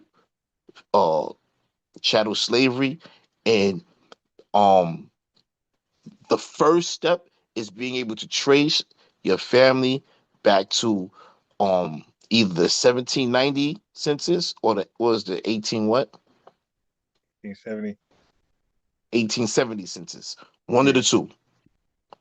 If you can't trace your family back to one of those censuses, it's like high 90 percentile your family were not here. You weren't here. I gotta get another book for you too. You ever follow what is it, thorough black talk or thorough war talk, something like that? It's the brothers. This is brothers and sisters out of New York, out of Brooklyn, right? They got the Freedmen Project thing going on. This sister read from a book, bro. I gotta get the name of the book. They were talking about the FBA that was in New York during the 1500s. Free FBA during the 1500s in New York City. Facts. Who said that? I'm gonna dig it up tomorrow when I get on your live. I'm gonna dig it up and I'm gonna get to you tomorrow when I dig up the live. I'm gonna try to dig up the book. She was reading from a book. Her name is K Fighter. She's part of this group that's fighting for FBA reparations in New York City, New York State. Is Naeem involved over there? Naeem? I don't know no Naeem. What's the brother's name that's involved? Logic. No, this brother name is damn. What's his brother name, man? Oh, man, he's a light skinned brother. I forget his name right now. I'm gonna have it for you tomorrow. I have it for you tomorrow because for me to go dig this up now it's gonna knock me off this Zoom if I go try to dig this up. But they was reading from a book with information about New York, where you had free FBAs owning property, doing their thing in New York in the 1500s when the Dutch still had it, New York City. This is facts, bro. This is facts. These people keep talking about, like, how bro, did it get free? Huh? Well, not everybody was free. Not all FBA was free, but a lot of them was free. And the ones that were free end up becoming enslaved after the British took over and started passing laws that all blacks had to be enslaved. Yeah, they made it lineage based. Yes. When the British took over, they made it lineage based. And they started passing laws to take property from them first. And then the dude named, I forget his first name, the dude that Bed-Stuy's named after, he wanted to fight, but his own son didn't want him to fight. He was the only one that wanted to fight. He was Dutch, but he wanted to fight the British, but nobody else wanted to fight. But yes, there was free. I'm gonna get the information. I'm gonna try to dig it up and have it for you tomorrow. She was reading from the book, bro. I'm like, yo, it's just crazy. Like, one thing I like about our people, everywhere you go in each region, there's going to be somebody that's going to pull up with, I got the receipts. I found it, y'all. Mm-hmm. I found it. Yo, look at this. Boom. I got it. I got it. And in almost every county, there's archives, books, and records of whether of FBA when we were there in the earliest days of America. We were there. And whether you're talking about those blacks that became known as blacks that were either indigenous, slave, prior to slave, whatever you cut it as, we was there. Mm-hmm. So even if you came over here as a damn West African slave, you ain't that no more. Right. You ain't that no more. Yeah, we speak. So that's another thing. Like they had this little fake geneticist doctor, some Pan-African piece of shit dude that try to argue that we are hereditary genius. You know, Oh, here we go. we're separate. We're not one. Like, see, he made based on DNA. He made the most stupid argument you can make, and he's supposed to be a geneticist and all the DNA bullshit. It's straight nothing. But what you're saying is, yeah, we became. No matter how you. So I always say this. Doesn't matter. It don't matter. It doesn't matter how you start off. You could be here, never came from Africa. You could come from Africa. It doesn't matter. Your starting point doesn't define you. It's your end. It's kind of what you said about the book.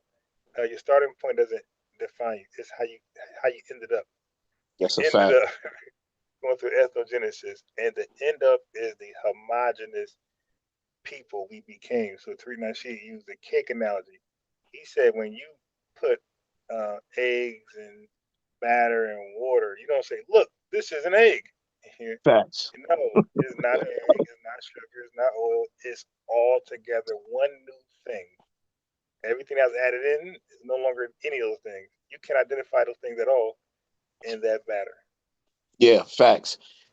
When you add flour, baking powder, salt, sugar, water, milk, and egg together, it all becomes batter now. Yeah, and that batter is FBA. Yep, there you go. That's a fact. Yeah, a lot of the people who believe it was here already, like they're caught up on the word black because they are in the wrong conversation. They're in the wrong rooms with people who are looking at black as a like sub-Saharan African or whatever you think it is. Like they don't know black is just a word. Yeah. That's all. It's a word to describe an ethnicity. I like to say this. I heard you talking about it earlier about nationality and ethnicity. I like to say that black is our ethnicity and American is our nationality. Right. That's what we say. Yeah. That's a fact, though. That's a fact, though. Like Black is once our you ethnicity, and America is our America, you nationality. are American, right? So Yes. anybody who gains citizenship in America, you become American. That's Yeah. everybody nationality with citizenship, but everybody has an ethnicity also. Italian American, Jamaican American, and we have Black American. So I tell people, don't be scared of the word BLACK. It's just a word. It's just a word. Yeah, we can easily just make it frog. Like, hey, we're the frog Americans. And we'll be that. It's just a word. We're not frogs. It's a word. Here's another thing. You got people who argue against the term black and we can't use black or whatever. We're ethnic Americans, right? Yeah, I'm like, it made that bullshit up. There's no such thing as ethnic American. Yeah, I know. USA, he talks that. So Now he called over here. I cooked this dude so many times, man. He's an idiot. I'm like, yo, if you go to let's go to any country in the Middle East, right? You know what you're gonna have? So you go to Iraq, right? You got various ethnic groups in Iraq, but they're all Iraqi, right? Yeah. You go to Turkey, you got various ethnic groups in Turkey, but they're all Turkish. Mm-hmm. Turkish is then Turkish and are being from Turkey is their nationality, but they have their various ethnic groups within the same country. It's only Pan-Africans who think that you can't have various ethnic groups that were in Americas in the earliest years.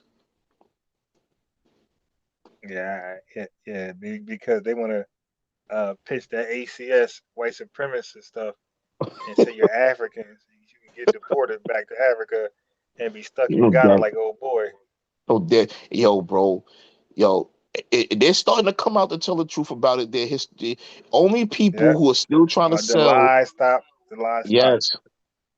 The only people who are still trying to come with this idea that Africa is this place where you gotta be to is people that's trying to sell you something. Right. Yeah, right. Gonna sell you a trip or some boots or some cologne or some bullshit. Come on, man. When they tell the truth. Beans. Yeah, man. Do you know that fake Adolf's guy? Do you know he actually went to Ghana just to wholesale moringa? Come on, man. Why they talk about all this? Come on, man. See? You gotta build. What you build? And they go to Africa to wholesale moringa. Come on, man. And now they gotta lie. Now look, they need you to buy it from because they sell moringa everywhere in the United States, but they need you to buy theirs. So now they gotta lie about the African dirt. Just born in the best soil.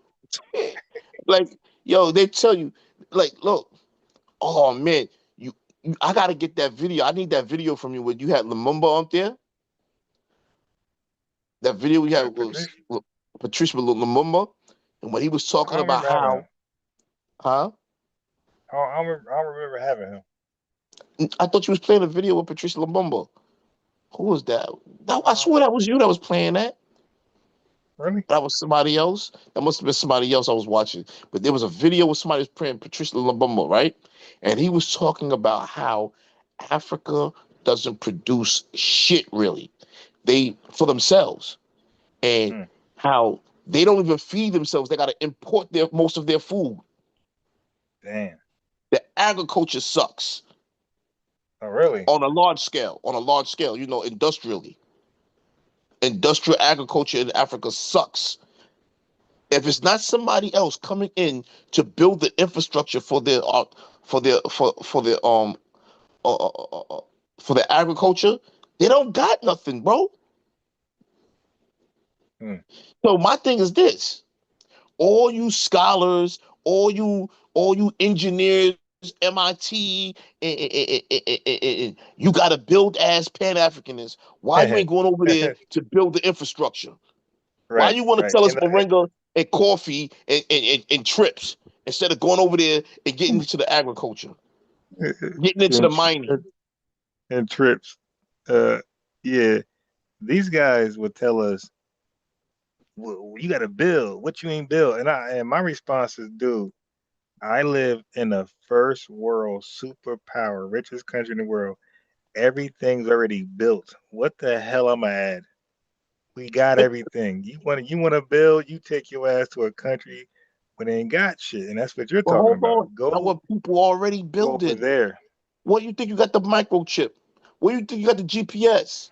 I want people already building. What are you talking about? These fools are projecting Africa and America. When they say building, they're literally talking about a building. Like, why don't you build a building? You're like, we don't need a building. No, and they not that's even for building. Africa. I'm gonna tell you how dumb they are, right? Let me tell you how dumb they are. I'm gonna use Umar as an example. Well, all that money he raised, right? If he knew he was gonna scam, cool. His dumb black ass, all he had to do was get something moderate, small, or whatever, and hire somebody to hook up a system where he can do his teaching and education utilizing social media and the internet. He had a large following. Yeah. Hey, I'm going to do the the FDMG school via the internet and social media. We're going to have you can homeschool your kids through this apparatus right here. But they don't believe in building nothing. They believe in zero. suspect scamming. Donations, Moringa, coffee beans, Cash App. Cash App. That's all they can. And then they try to watch your Cash App. Oh, Vagabonds, man. Dudes are vagabonds. Tariq got $40 in his Cash App. Oh man, where that money going? Like, dude, Yo, they was mad when he got that $250,000 for the Hidden Color 6. Oh, they was mad. But you know why? Yo. But you know why you know why FBA is giving him that $250,000 for that? Because every time they give him money, he produces what he said he's going to produce. Yeah, that's in business. That's called proof of concept. Like he has already shown that he has a proof of concept, right? And that's why they're going off what he did the last 20 times. That's called proof of concept. Come on, man. He did the hip hop movie. He did all the hidden colors 1 through 5. He did the Haiti movie, right? He built the museum. Yeah, I mean, yeah. He everything that the album, everything he did, and then they try to he scammed. No, that's called crowdfunding. Was that Jew? Somebody pointed out, like everybody does crowdfunding, and I even show in Shark Tank. Yes. People do crowdfunding, so it's not a turn that sheet thing. Everybody does crowdfunding, man. His crowdfunding is on a small scale. You got major corporations who got started through crowdfunding. Right. What are you talking about, man? And actually, and I'm gonna show you. Hold on, let me say something. Actually, if we're smart, we can see there's another proof of concept within what he did. If you're willing to do the work, be serious, and be upfront, you can make a career about building for your people using the crowdfunding. Yeah. He's the blueprint. Hey, I'm dead ass serious about what I'm doing, and I'm going to produce. It shows that we have the power to finance our own stuff as long as you're willing. Your people will finance the stuff as long as you're willing to produce it and don't run around being a scammer. Hey, yeah, can y'all imagine if he was crowdfunding for a museum and he got the money, no museum, but you see this guy shining up desks and one classroom, 20 chairs and one and then get mad when one of the sisters say, "Where's the other classrooms?" and get mad. Right, you know the other classroom's dirty, no chairs, nothing in there, straight, no wallpaper, nothing. And all that money, he had nerve to say, they got 5 more classrooms to go. I said 6 classrooms. FDMG is going to be that whole campus you showed us only got 6 classrooms. Yeah, that's crazy. Yeah. Remember that how big that campus was. Yeah. That shit was like, yo, that dude wilding. Yeah. Somebody getting that one. Yeah, the first one. The university, the whole commercial. Like, you know, you're a serious scammer. You doing shit like that, man. Come on, man. This dude, and then the whole live, he keep dropping nuggets in there about getting at the women. Oh my God, my Puerto Rican Ricans, and what's up with my snow bunny honeys? Yeah, he was wilding, yeah. Like you could tell that he can't control himself, man. Around women, he just can't. So can you imagine if he had like students, like 16-year-old little girls, he's just, an like, easy setup. A little bit. Yeah. Oh my God, he's an easy setup. Yeah, they probably already got the guy, man. Yeah. He's an easy setup, yo. Oh, thirsty ass, yo. Yeah, you can see him with any Asian, and he's done. He's done. He's cooked. I can see him now licking his beard. Yeah, they can seem like a little tranny dude. Get him on. Oh, it's over.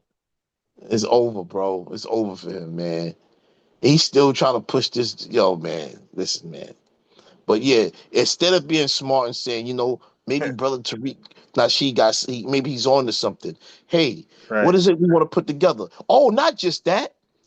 He put together several rallies and He put together several rallies. Wasn't he? Didn't he put together one of the marches or something? Yeah, reparations one. Yeah. Yeah, man, the man, and then he coordinated with other FBA content creators who are also activists. Yeah, Come you on, know, and man. the thing is, Dr. King said this. He said, you know, he was really upset about the pull your boots up phrase that white folks kept using, and he started cooking them, like the 1862 Homestead Act, the land grants, and Mm-hmm. all that type of stuff. He said, yeah, y'all doing that, y'all playing with us like that, excluding us from money, while you guys get money, unearned money, nothing owed to you, Facts. just freely handed out to you. And you acting like you pulled your bootstrap up. You Did lazy nothing. bastard. Yeah, Yeah, he was like, you know, when we go to Washington again, we going for our check. you But coming for that our was his check. goal. Yeah, that was his dream and goal that he never accomplished. If you really look at it, Tariq Nasheed fulfilled that for him. Yeah, He did it like, cause yeah, who did a reparations rally outside of Foundation Black? I don't think Adolf even did that. no, Like, they you know, didn't. They yeah. didn't. So who did They that besides Tariq Nasheed? because they was too. They still wanted to be married to the Democratic Party. They was looking for in-way. They were upset. Don't get me wrong. I followed them, right? I even went. They had somebody come out here in New York, and they had like a little meeting out here, and I went to it just to hear what they had to say. It wasn't them. It wasn't Yvette and them. It was some other people, whatever. But they wasn't. It wasn't going nowhere. Then they wanted people to write down names, phone numbers, and addresses or whatever on some paper, some attendance paper, and I'm looking like, oh, this is suspect. I'm out of here. What are you talking about? What you want our names for? You know what I'm saying? Yo, this is suspect. Yeah. You know what I'm saying? But my thing I'm saying is that they were really seemed like they were trying to do something that was still be connected to the Democratic Party, you know? And I'm like, Yeah, nah. I think they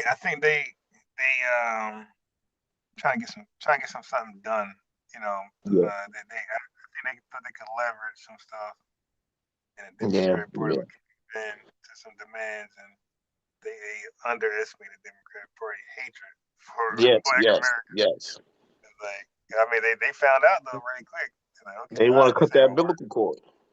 They want Yeah, to cut that they umbilical cord. eventually did because they realized that ain't gonna work. They said, all right. And they had to because they had to. They had no choice because basically, I'm gonna keep it real. Most 90% of ADOS is now folded into FBA. Yeah. It's folded into FBA. You know what I'm saying? But listen, man.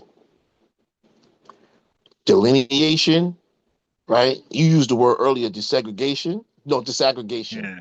Disaggregation, that's basically getting our statistics as it relates to our census and monies and resources that will be allocated to us based on those numerical statistical counts, separating that stuff so therefore our stuff don't go to nobody else. Disaggregation, yeah, we need Right. that. We And need that's all of why I that. wanted Q Butter to call in because Q Butter kept telling the FBA on his panel, like he kept trying to play down delineation and talk about explicit representation, and I think he was just bluffing. I don't believe he knows what he's saying. Okay. A lot of these dudes don't look up what they don't even look So up I the wanted words. him to. Yeah, I don't think he. So I want him to call it over here. I might do it because he's supposed to be an educator. He's supposed to be teaching kids and shit. So I might do it. There's no way you're teaching kids and you think what you're saying makes sense. You think you can get rid of delineation and then think you're going to do explicit representation. You're a fool. You can't get explicit representation without delineating first. Like that is the Facts. stupidest thing you could ever say. It's like, dude, okay, look, let's not delineate. Who is this explicit representation for? Because immigrants are also called Black and African American. So who is this for? How do you discern who's Black and who's really black and all this weird shit going on. You dig? That's stupid. You got to delineate first. That's first and foremost. That's you can't get around that. That's the first step to sorting things out correctly. So when he said that, like, dude, click this link and get over here. But he ain't gonna click it because people got egos. People don't want to be wrong. They don't want to have to say I was wrong. You know, they're just perfect. They're just always right, and they're gonna dodge conversations where they forced to say, yeah, I was tripping, or you're right. You got to delineate. You know, he don't want to go back on that, so because he 10 toes on some option. So, you know, but I called his channel. You know, I talked about, but they wouldn't let me talk about it. No, they're not gonna let you talk on there because you're gonna see, yo. You know what you see? You don't have the luxury of sneak attack no more with these guys. Because you don't have the luxury of sneak attack no more, bro. They know you coming. They nah, we don't want Ron up here. You know what I'm saying? You don't want Ron up here. He going because just basic questions and how you phrase. They know they're gonna because they're not serious, Ron. They're just trying to. I know. I found out that day, like, okay, these guys in line. Yeah, and they're taking the position. A lot of these guys are just taking the position that I'm going to gain traction by being a detractor.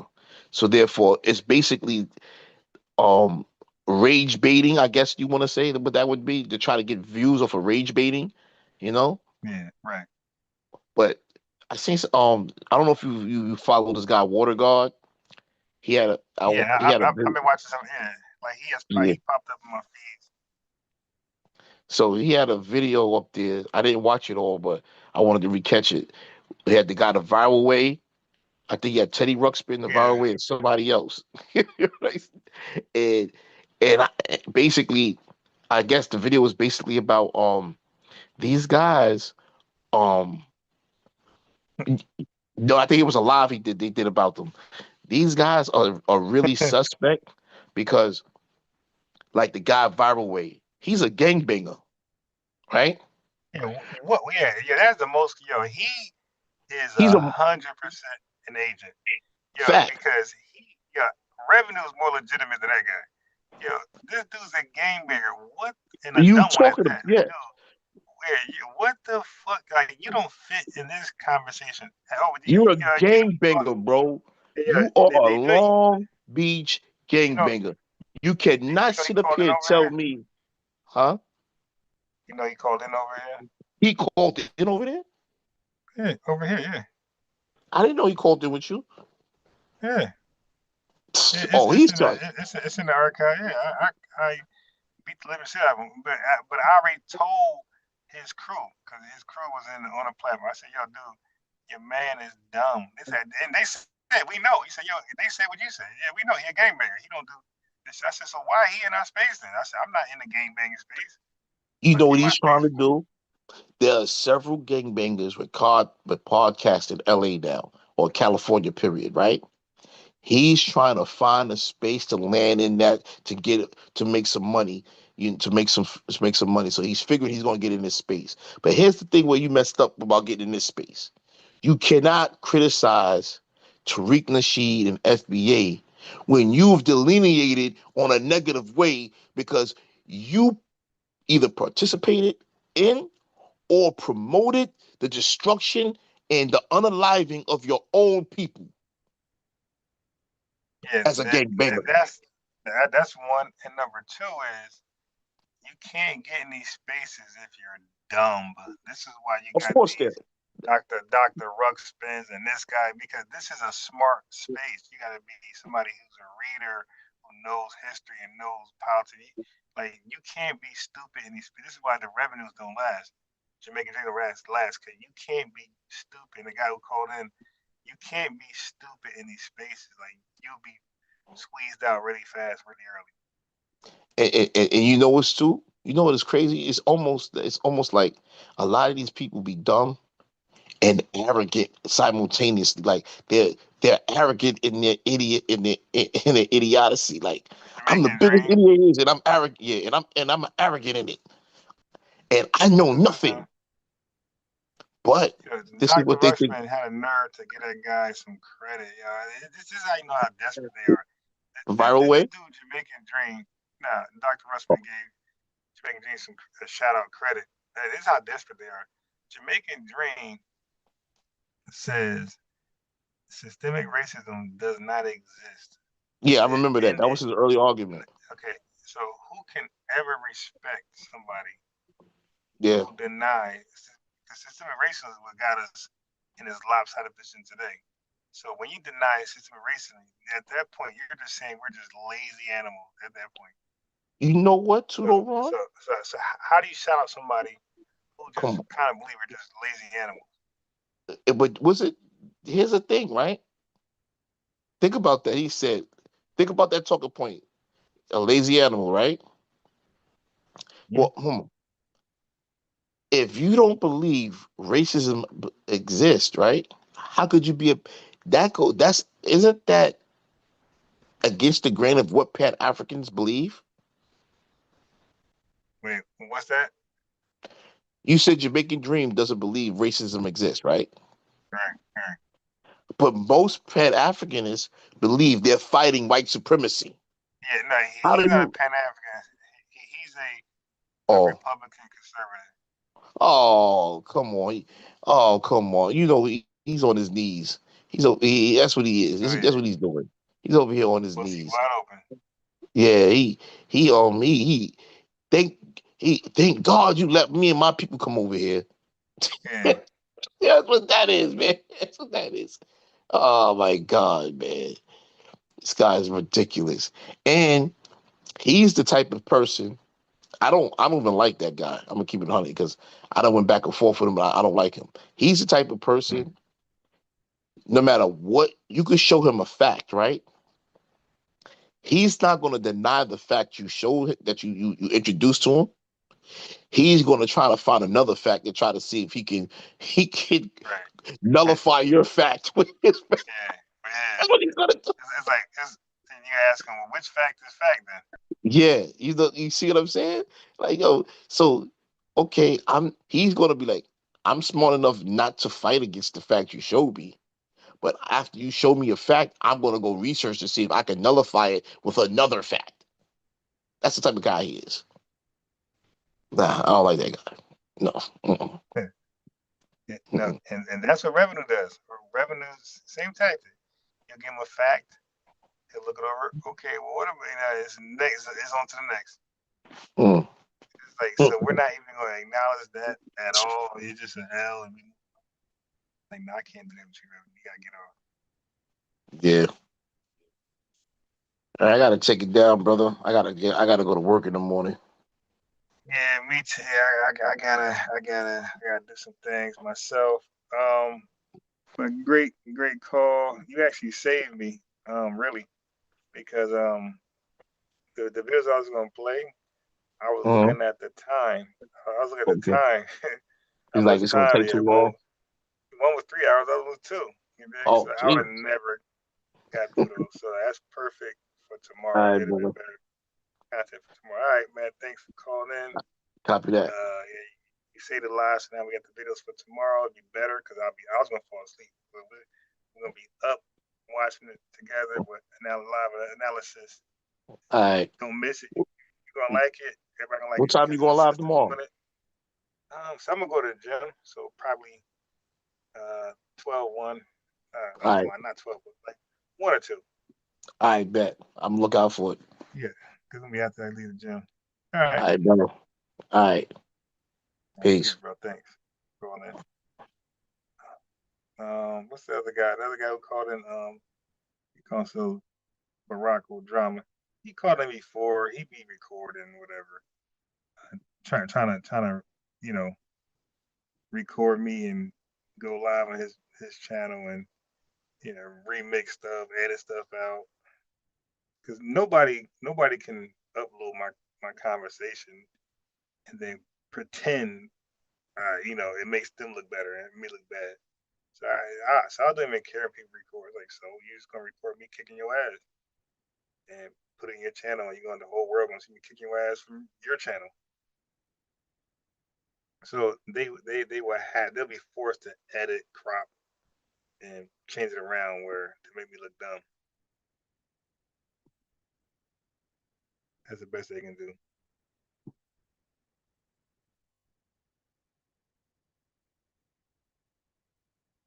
All right, so yes, it is 1:18. I gotta get up early as hell. I ain't gonna want to get up, so let me see.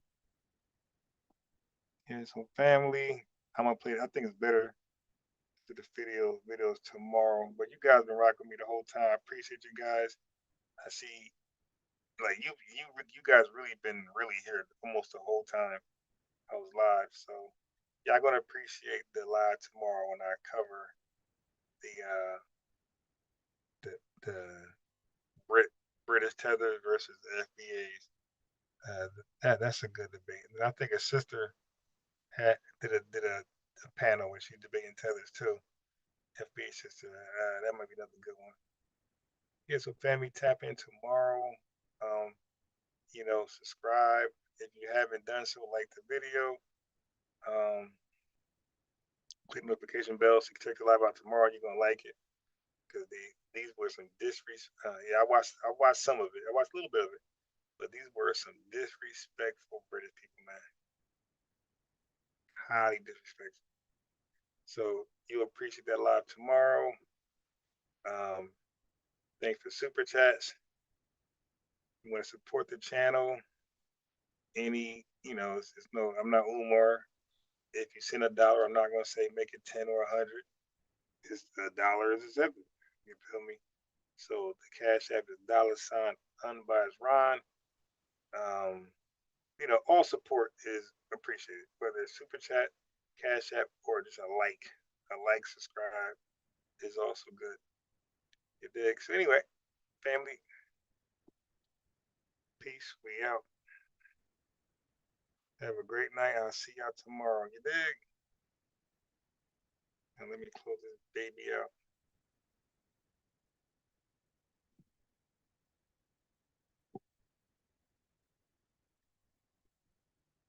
Straight black. Let me make him a mod. So all y'all that got a wrench today, I call them lineage wrenches. So everybody with a lineage wrench today, make sure you like, subscribe, and click the notification bell so you can know when I'm live again. Okay? For everybody who got a wrench today, that's new, subscribe, like, and check me out tomorrow.